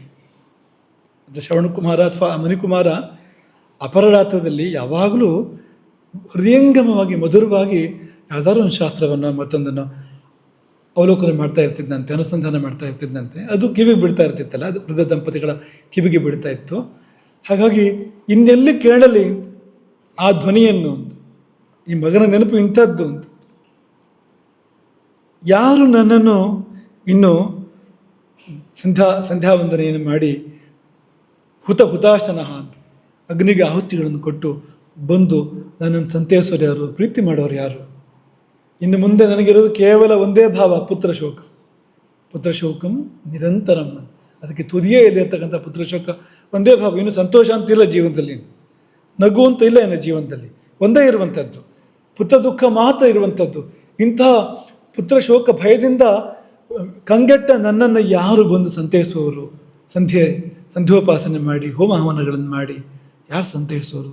ಯಾರು ಕಂದ ಮೂಲ ಪರಗಳನ್ನು ತಂದು ನೆಂಟರಿಗೆ ಹೇಗೋ ಹಾಗೆ, ಪ್ರೀತಿ ಪಾತ್ರರಾದ ನೆಂಟರು ಬಂದರು ಹೇಗೋ ಹಾಗೆ ಪ್ರತಿನಿತ್ಯವೂ ಕೂಡ ನನಗೆ ಊಟ ಮಾಡಿಸೋರು ಯಾರು? ಎಂಥವನು ನಾನು? ಅಕರ್ಮಣ್ಯ, ಅಪ್ರಗ್ರಹ, ಅನಾಯಕ. ಇದು ನನ್ನ ಸ್ಥಿತಿ. ನನಗೆ ಕಂದ ಮೂಲ ಫಲಗಳನ್ನು ತಂದುಕೊಡೋರು ಯಾರು? ತಂದು ಊಟ ಮಾಡಿಸೋರು ಪ್ರೀತಿಯಿಂದ, ತಿನ್ನೋ ಅಂತಲ್ಲ ಅಂತ. ನೆಂಟರು ಅಪರೂಪಕ್ಕೆ ಬಂದಾಗ ಅವ್ರಿಗೆ ಹೇಗೆ ನಾವು ಪ್ರೀತಿಯಿಂದ ಒತ್ತಾಯಪೂರ್ವಕ ಊಟ ಮಾಡಿಸ್ತೇವೋ ಆ ರೀತಿಯಲ್ಲಿ ನಿತ್ಯವೂ ಮಾಡಿಸ್ತಾ ಇದ್ದ ಅಂತ ಮುನಿಕುಮಾರ.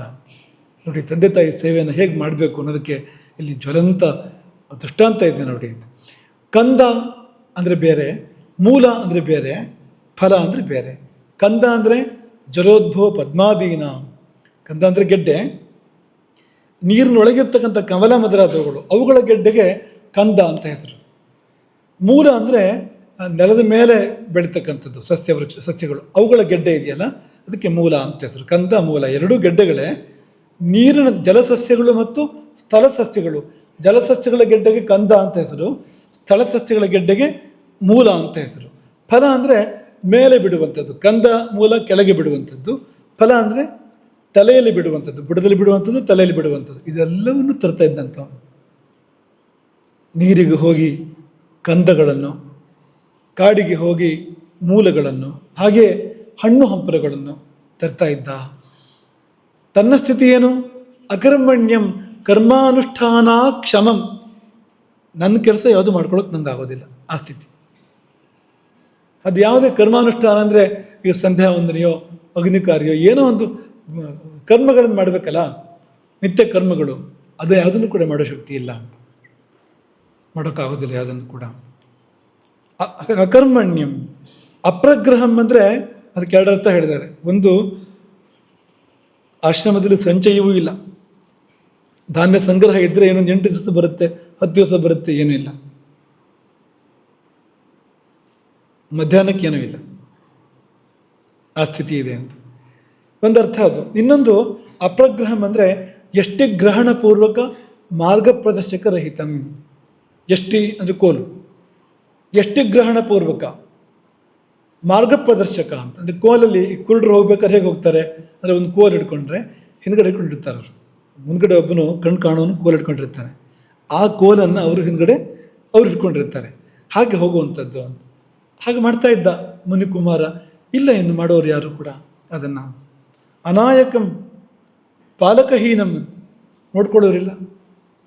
ಸ್ನಾನಾದಿ ಕರ್ಮ ಪ್ರವರ್ತಕಹೀನಂ, ಸ್ನಾನ ಮಾಡಿಸೋರು ಇಲ್ಲ, ಊಟ ಮಾಡಿಸೋರು ಇಲ್ಲ. ಇಂಥ ಸ್ಥಿತಿಯಲ್ಲಿ ಇರುವಂಥ ನನ್ನನ್ನು ನೋಡ್ಕೊಳ್ಳೋರು ಯಾರು? ಬಂದು ಊಟ ಮಾಡಿಸೋರು ಯಾರು ನನಗೆ? ಹೋಗಲಿ, ಈ ನಿನ್ನ ತಾಯಿಯನ್ನು ಹೇಗೆ ಸಾಕಲಿ? ಇಮಾಂ ಅಂಧಾಂ ಕುರುಡಿ ವೃದ್ಧಾಂ ಮುದುಕಿ ತಪಸ್ವಿನೀಂ, ಆದರೂ ಕೂಡ ತಪಸ್ವಿನಿಯವಳು. ಪುತ್ರ ಗರ್ಧಿನಿ, ಮಗನ ಮೇಲೆ ಇನ್ನಿಲ್ಲದ ಒಂದು ಪ್ರೀತಿ ಆಕೆಗೆ ಅಂತ. ಕೃಪಣಾಂ, ದೈನ್ಯ ಇವತ್ತಿರುವಂಥದ್ದು. ಇವಳನ್ನು ಸಾಕು, ನಾನೇ ಬದುಕೋದು ಕಷ್ಟ ಇದೆ, ನನಗೆ ಬದುಕುವ ದಾರಿ ಇಲ್ಲ, ಎಲ್ಲಿಂದ ಈಕೆಯನ್ನು ನಾನು ಸಾಕಲಿ? ಹಾಗಾಗಿ ಮಗನೇ ತಿಷ್ಠ, ನಿಲ್ಲು. ಮಾಗಮಃ, ಹೋಗಬೇಡ. ಎಲ್ಲಿಗೆ? ಯಮಸ್ಯ ಸದನಂ ಪ್ರತಿ, ಯಮಪುರಿಗೆ ನೀನು ಹೋಗಬೇಡ. ಯಾಕೆ ಹೋಗಬೇಡ ಅಂದರೆ ನಾನು ಬರ್ತೇನೆ, ನಿಮ್ಮ ಅಮ್ಮನೂ ಕೂಡ ಬರ್ತಾಳೆ, ನಾಳೆ ಹೋಗೋಣ. ಶ್ವೋ ಮಯಾ ಸಹ ಗಂತಾಸಿ ಜನನ್ಯಾಚ ಸಮೇಧಿತ. ಶ್ವೋ, ನಾಳೆ ದಿನ ಮಯಾ ಸಹ ಜನನ್ಯಾಚ ಸಮೇಧಿತ, ನಿಮ್ಮಮ್ಮ ನಾನು ಇಬ್ಬರು ಸೇರಿ ಜೊತೆಗೆ ಬರ್ತೀವಿ, 3 ಜನರು ಒಟ್ಟಿಗೆ ನಾಳೆ ಯಮಲೋಕಕ್ಕೆ ಹೋಗೋಣ ಎನ್ನುವಾಗ ಆ ಮಾತಿದೆಯಲ್ಲ, ಒಂದು ಬಾಣಕ್ಕೆ 3 ಆಹುತಿ ಅಂತ ಬಂತು ನೋಡಿ ಅಲ್ಲಿಗೆ. ಇದು ಮನಸ್ಸು ಎಲ್ಲಿ ಕರಗತ್ತೆ ಅಂದರೆ, ಆತ ಮುಂದುವರಿಸಿ ಹೇಳ್ತಾನೆ, ಯಮಪುರಿಗೆ ಒಟ್ಟಿಗೆ ಹೋಗೋಣ, ಅಲ್ಲಿ ಯಮನಲ್ಲಿ ನಾನೇ ಕೇಳ್ಕೊಳ್ತೇನೆ. ತಥೋ ವೈವಸ್ವತಂ ದೃಷ್ಟ ತಂ ಪ್ರವಕ್ಷ್ಯಾಮಿ ಭಾರತಿ. ಯಮಧರ್ಮನನ್ನು ಕಂಡು ಕೈ ಮುಗಿದು ಕೇಳ್ಕೊಳ್ತೇನೆ, ಕ್ಷಮತಾಂ ಧರ್ಮರಾಜೋಮಿ, ಧರ್ಮರಾಜನೇ, ಯಮಧರ್ಮನೇ ಕ್ಷಮಿಸು. ಏನು ಕ್ಷಮಿಸೋದು ಅಂದರೆ, ವಿಭುರ್ಯ ಪಿತರ ಭಯಂ, ಇವನು ತನ್ನ ತಂದೆ ತಾಯಿಯನ್ನು ನೋಡ್ಕೋಬೇಕು. ಈ ಮಣಿಕುಮಾರ, ಅವನಿಗೆ ಕರ್ತವ್ಯ ಇದೆ, ತಂದೆ ತಾಯಿಗಳನ್ನ ನೋಡ್ಕೋಬೇಕು, ಅವನು ನಮ್ಮಿಬ್ಬರನ್ನು ನೋಡ್ಕೋಬೇಕು ಅವನು. ಹಾಗಾಗಿ ಲೋಕಪಾಲಕನೇ, ದಕ್ಷಿಣ ದಿಕ್ಕಿನ ಒಡೆಯ ಲೋಕಪಾಲಕ, ಮಹಾ ಯಶಸ್ವಿ ಧರ್ಮಾತ್ಮ ನೀನು ಯಮರಾಜ, ನನಗೊಂದು ಅಭಯ ದಕ್ಷಿಣೆ ಕೊಡು.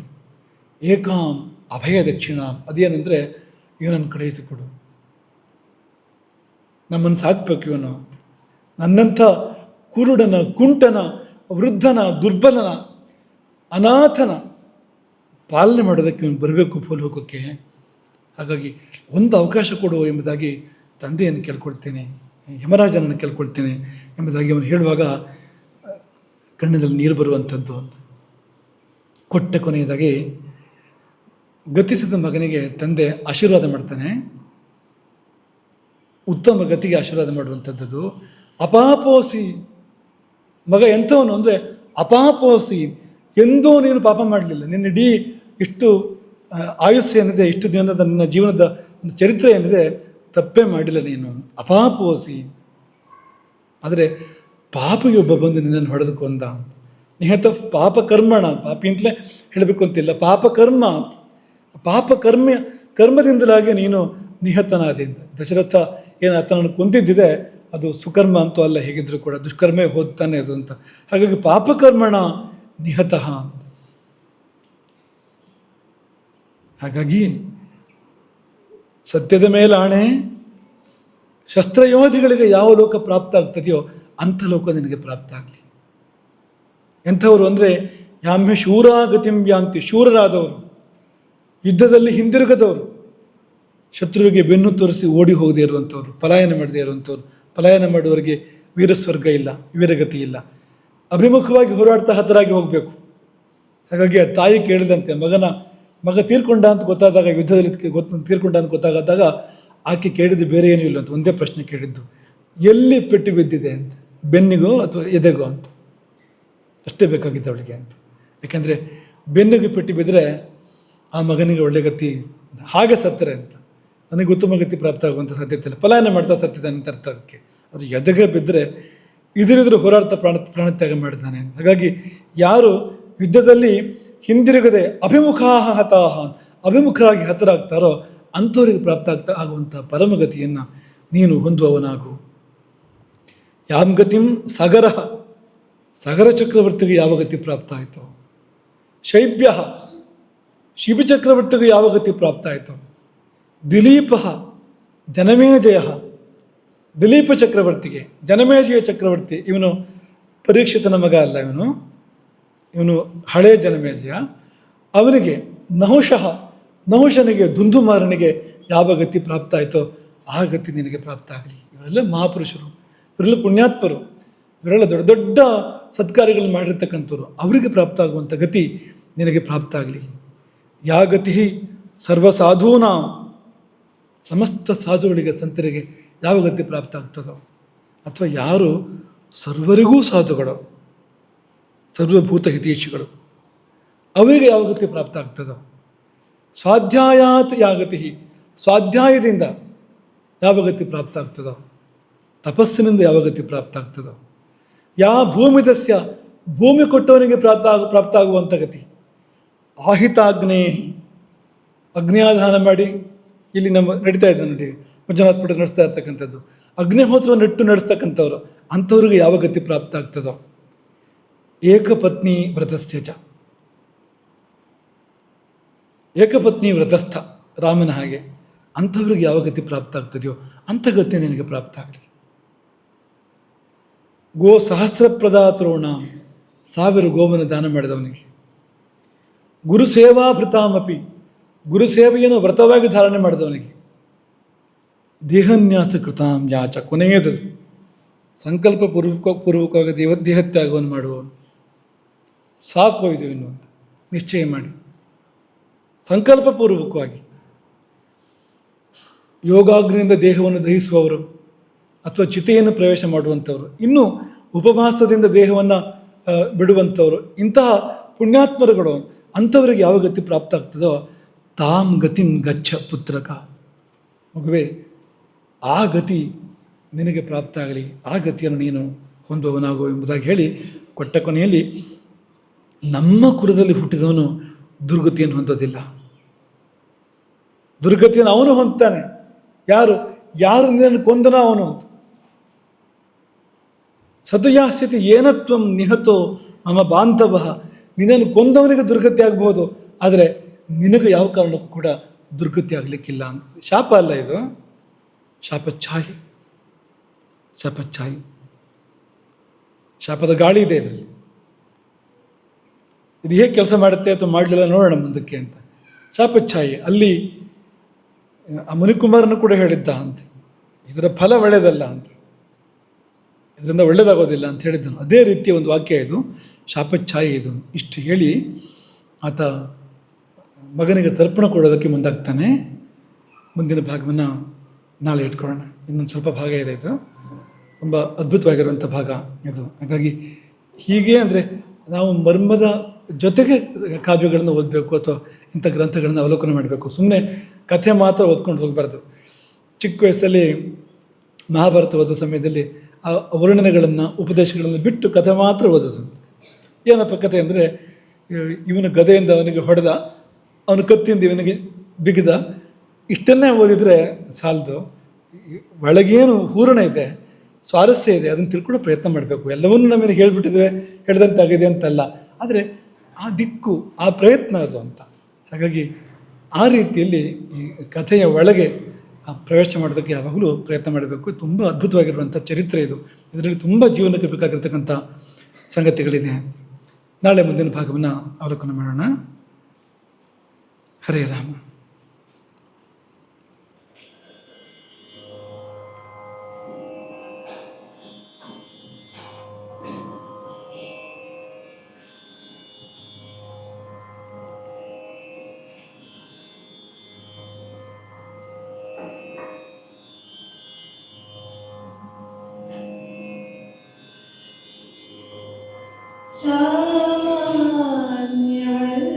ಸಾಮಾನ್ಯವಲ್ಲವಿದು ಬ್ರಹ್ಮವರಿದ ಬರಹ ವೇದದಿಂದಲೇ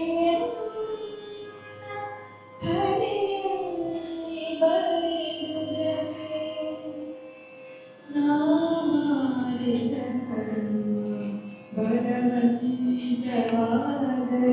ನೀ ಮಾಡುವುದೇನು ಹರಿ. ನಾ ಮಾಡಿದ ಕರ್ಮ ಬಲವಂತವಾದರೆ ನೀ ಮಾಡುವುದೇನು ಹರಿ. ಸಾಮಾನ್ಯವಲ್ಲವಿದು ಬ್ರಹ್ಮ ಬರೆದ ಬರಹ ನೇಮದಿಂದಲೇ ಎನ್ನ ಕಡೆಯಲ್ಲಿ ಬರೆದುದಕ್ಕೆ ನಾ ಮಾಡಿದ ಕರ್ಮ ಬಲವಂತವಾದರೆ ನೀ ಮಾಡುವುದೇನು ಹರಿ.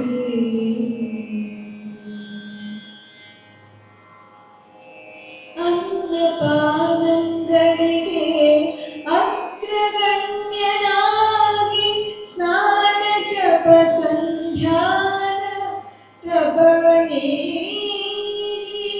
ಅನ್ನಪಾನಂಗಳಿಗೆ ಅಗ್ರಗಣ್ಯನಾಗಿ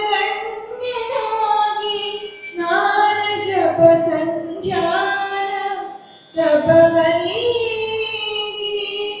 ದಾನವಾಂತಕ ನಿನ್ನ ಧ್ಯಾನವ ಮಾಡದೆ ಶ್ವಾನದಂತೆ ಮನೆ ಮನೆ ತಿರುಗುತ್ತಲಿದ್ದೆ.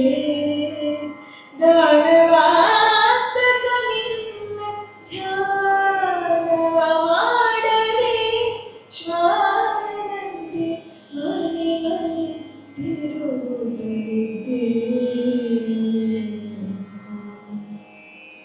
ನಾ ಮಾಡಿದ ಕರ್ಮ ಬಲವಂತವಾದರೆ ನೀ ಮಾಡುವುದೇನು ಹರಿ.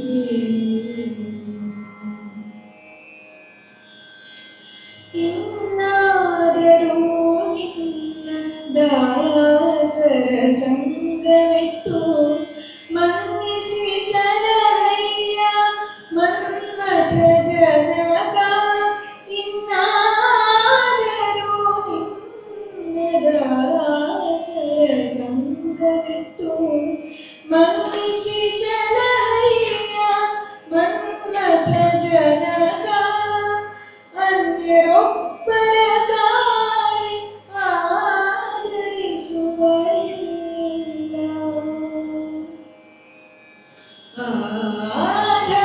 ಆಧರಿಸುವರಿಲ್ಲ. ಅನ್ಯರೊಬ್ಬರ ಗಾಳಿ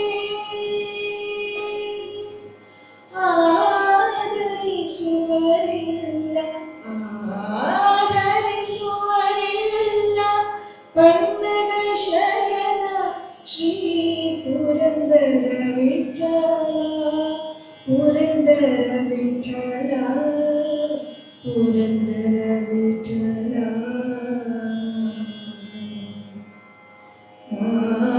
ಮಾಡಿದ ಕರ್ಮ ಬಲವಂತವಾದರೆ ನೀ ಮಾಡುವುದೇನು ಹರಿ.